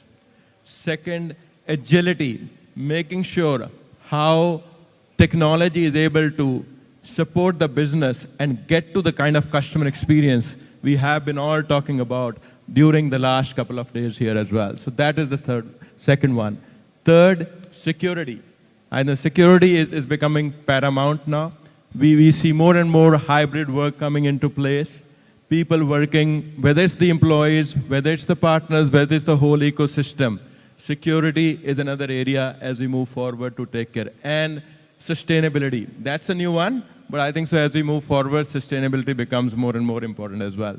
Last but not the least, I think so it is all about the ecosystem, because no one company, partner can do everything what is needed to drive the right amount of solutions in the market. So I think so getting all the ecosystem together, and I think so it was already called in one of the speakers here as well, is extremely, extremely important to get to the customer experience and the use cases which make a difference. Thank you so much. Thank you so much. I think you also answered the second question already, which is basically the strategies, these 5-prong approach in terms of integrating that in this new post-pandemic era. So thank you for that. Let's move on to a question for Google Cloud, for Ramin. How does customer data platform on Google Cloud drive marketing and customer service success? So we're moving from, engaging with the client to using the data into making marketing and customer service a success. Yeah. Hello. Yeah. Thank you so much for the question. So I'm actually very fortunate as a solution consultant. I actually get to work with different companies across the region, including the outside. So what we have seen, I think, the last few years, there is a massive behavioral change in terms of the consumers engaging with our product and services. And essentially what we have seen is that at the core of everything, I think the customer experience is the main driver in terms of the success towards the revenue, as well as we have seen like companies who actually excelled at building the world-class data platform have improved about 40% of their revenues over the year. So what we have actually seen is that really building this customer data platform, a multitude of, I think, data sources that you have, the Google Cloud Platform can be used to really collect, transform, as well as build insights into those data that you have gathered, and actually create, I think, a business insights and real-time actionable actions for your customers. So what we really seen is that I think in the industry, one of the biggest fast food chains in the regions have actually improved their customer experience, indoor dining through the customer data platform they have built, and as well as we have seen one of the biggest, I think, e-commerce platform in Indonesia. They have used the Google Cloud customer data platform to actually provide real-time recommendation engine, improving the customer experience and driving more revenue. So we see really customer data platform through Google Cloud as the enabler to improving your customer experience as well as your digital personalized journey. Thank you. Excellent. As mentioned earlier in the presentation, I think it was you, ma'am, who said that experience is the new oil. So data was the new oil, and now experience is the new oil. And actually, he mentioned both of those points. No? So data being used precisely for customer experience. So thank you for that. Now, this one for Fortinet, Mr. Nap Castillo, I think Mr. Dharmesh mentioned earlier on from Cisco about cloud security being one of the 5 issues here. And many articles or conversations with CISO have indicated that when you migrate to the cloud, of course, Sir here mentioned that no one was saying no. However, there are a lot of intricacies when it comes to cloud security. What are these complexities?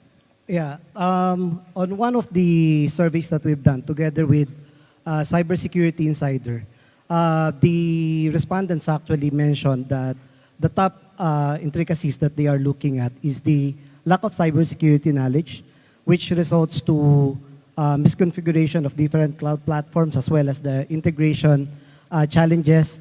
Then next is the, of course, the legal and regulatory compliance requirement.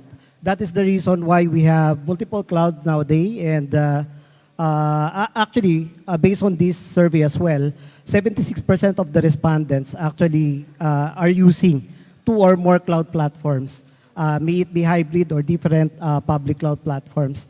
And of course, the challenges in terms of data security, which is brought about by the different possibility or risk of being breached, brought about by misconfiguration, insecure APIs, the lack of cybersecurity knowledge to integrate all of these things, okay, resulted to this data breach. Okay, and of course, the lack of visibility and control of the information flying around the cloud platform. And this is actually the reason why the organization must consider thinking about optimizing their security strategy by focusing on operational efficiency, by leveraging on artificial intelligence and machine learning platforms, as well as choosing the correct cloud platform that supports integration as well as providing broad and integrated security. Thank you. I really enjoyed how you connected a theme that we were discussing earlier on, no? Talent. The lack of talent, and now you've connected that to cybersecurity problems, no? I don't think that was pointed out earlier. There's generally a lack of talent in general in the technology industry, in the IT industry, and perhaps that's very much linked to these cybersecurity issues, no? We just need better knowledge, higher skills, yes. Correct. Actually, in terms of cybersecurity, available or talent acquisition requirements, so there are a lot of required cybersecurity engineers nowadays. Yes, and what was mentioned earlier on, do we lack talent? No, because all the people in the audience can be upskilling because we don't know what talent is still required, but the technology is ever changing. So very interesting points there. All right, this question for Robin Nang, let's go back to the customer experience. Now, customers are increasingly interacting with businesses through multiple channels, websites, call centers, emails. How can businesses improve CX through this multi-channel approach? Well, as Coronel Design, we have been living and breathing messaging and communications for the last 28 years.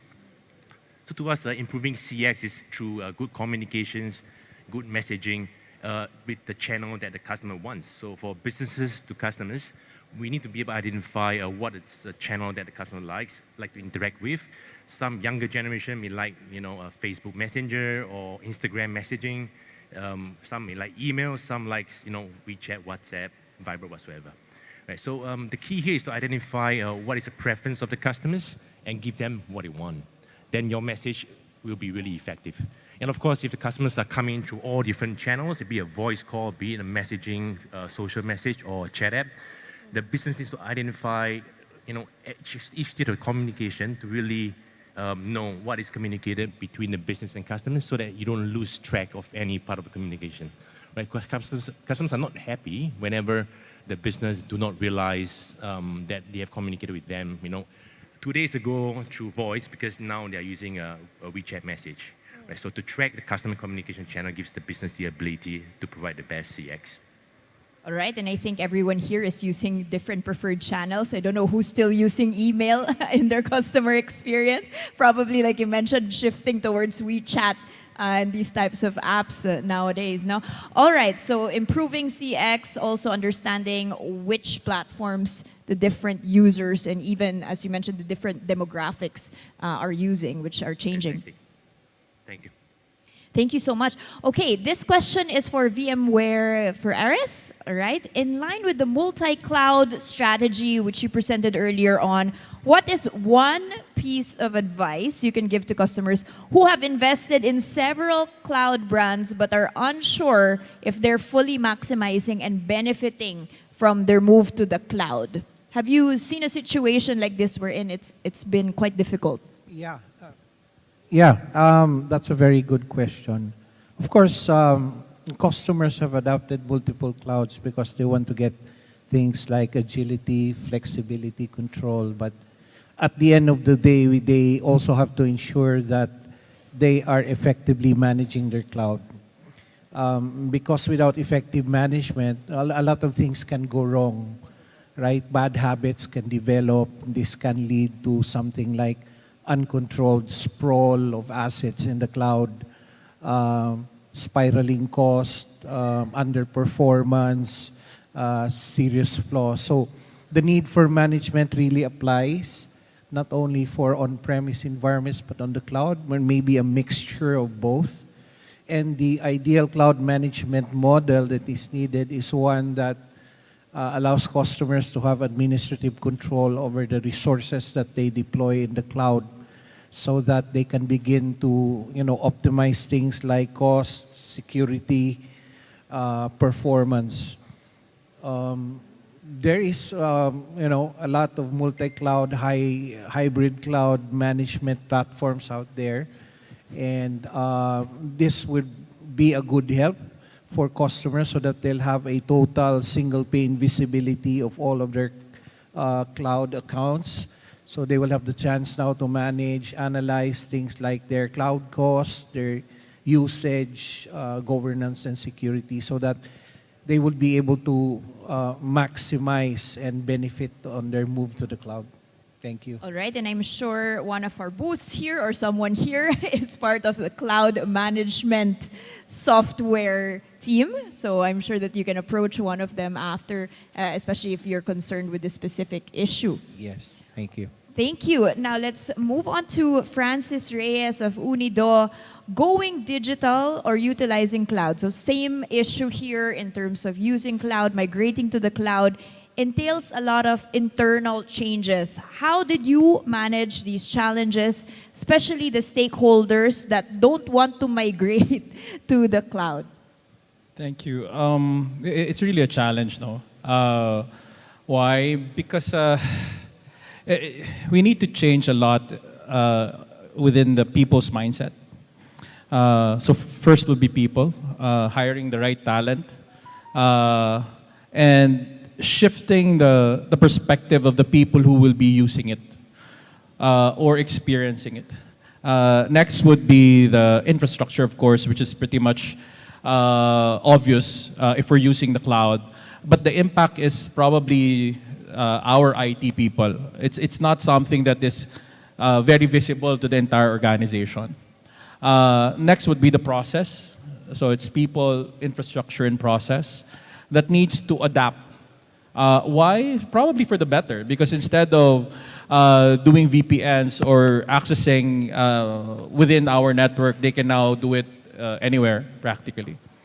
And lastly would be security, which pretty much has been an ongoing concern. And as a customer and as a client, this is really very important. Imagine we have 1.5 million membership information. And to me and our chairman, it is practically pinnacle, the most important part of why we would consider. But more than security, definitely we can put a lot of security parameters in the system or in technology. It's really about trust. Who's our partner? Diba? It's not just the infrastructure that we are giving it. It's also the data. It's also the information that we put in our partner systems that they actually have direct access to if they want so. Diba? So if we don't develop the trust and the partnership, then all of these are practically not a priority anymore. So yeah, I hope I answered your question. Yeah, I think very well said. At least, there are many new technologies out there. This is one of those.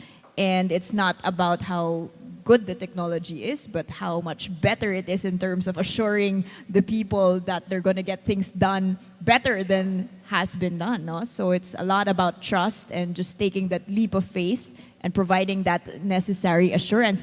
Now, last but definitely not least, and we're very sorry we let the rose among the thorns come late, but to close off this session, I think it's very important. No, there are a lot of cloud resellers in the Philippines. Personally, I've hosted several events of different resellers of the cloud, whether they are located offshore. Some are saying it's better here, some are saying it's better in Singapore.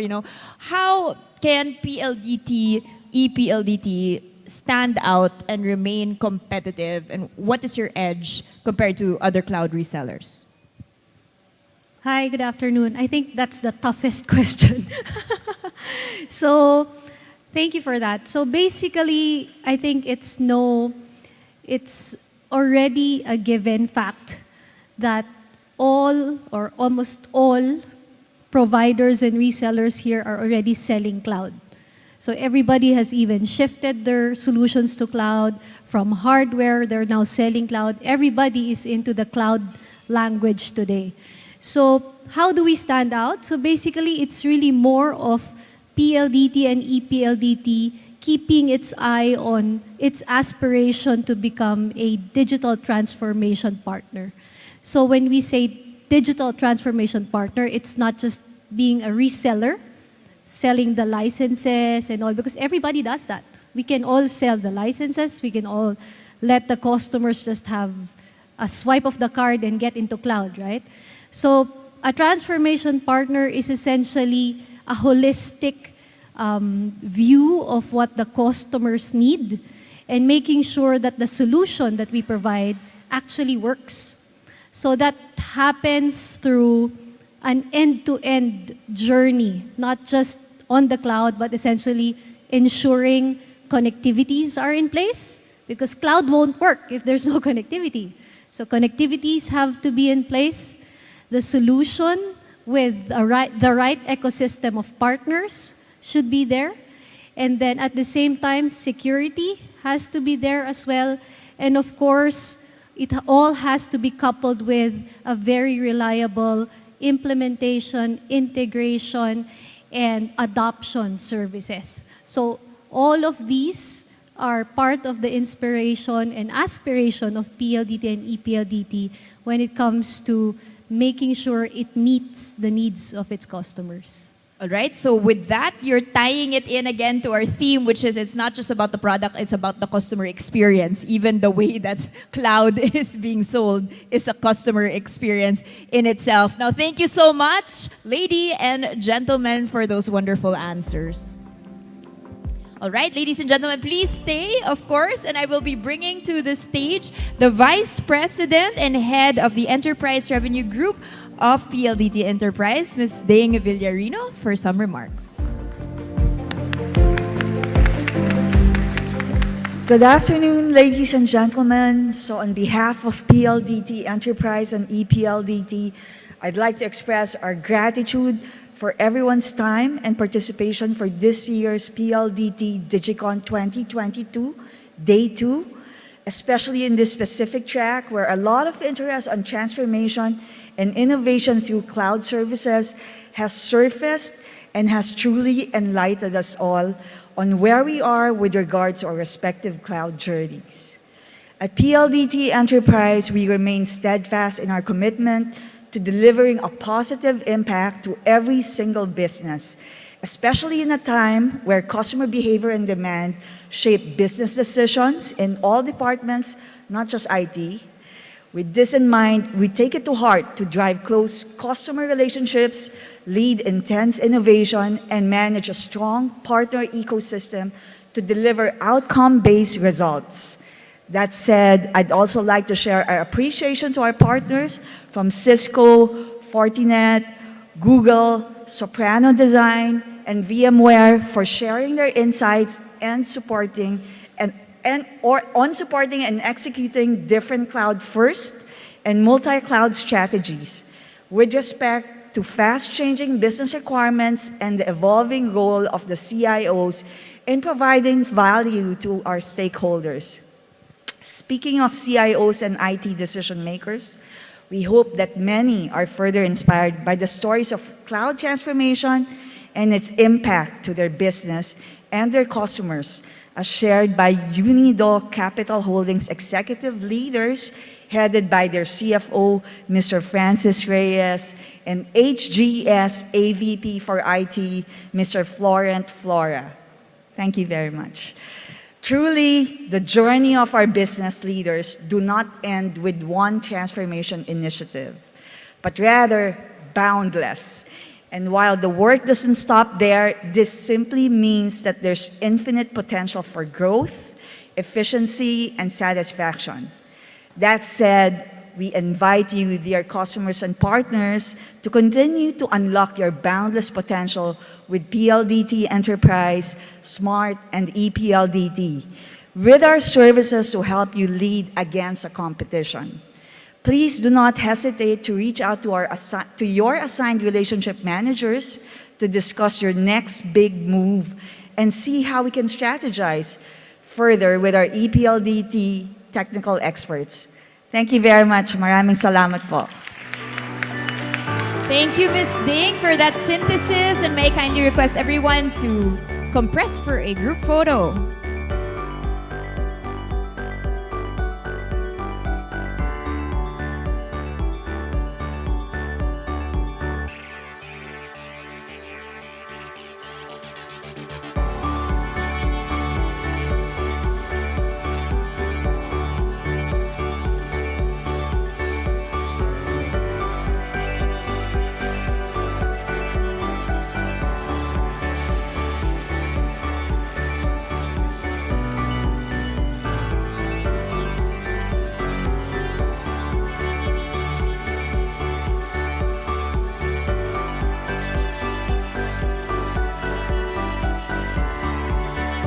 All right, everyone, for a group fee to our audience, please do stand up so that you can join our group photo, and for the panelists to come right in the middle of the stage.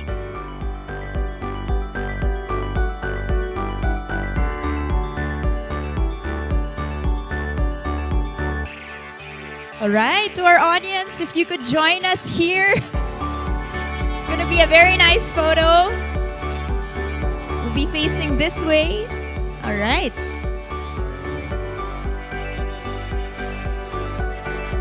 Move closer to the center, everyone.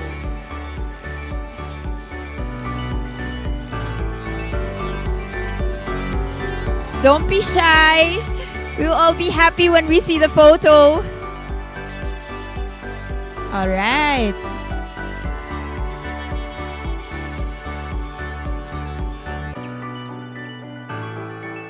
Okay?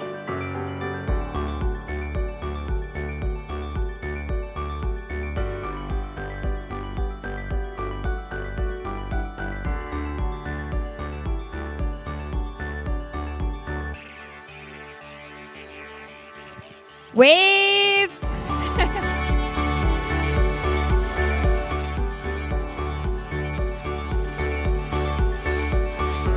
Great! Thank you so much. Thank you, everybody. Again, a round of applause for our panelists and speakers. That was a very enlightening and inspiring session on innovating ahead of the ever-changing customer behavior and demand. Now, before we end the session, I'd just like to shout out our official event partners. You can see that on the screen. And our sponsors. Ladies and gentlemen, we have one final session to complete this year's Tech Leadership Forum. Discover how to make that fearless lead towards digital transformation without any hesitation in just a few minutes. So just come back in a few minutes, maybe take a quick break, but do come back. Keep those posts coming. Do not forget to use our official event hashtag, that is hashtag PHDigiCon 2022. We also remind everyone to please answer the feedback form for this session, because this will entitle you to our raffle draw at the end of the day. You might want to see more of our sponsor booths or help yourselves to some refreshments being served here inside the venue. So again, I'll see you back in a few minutes.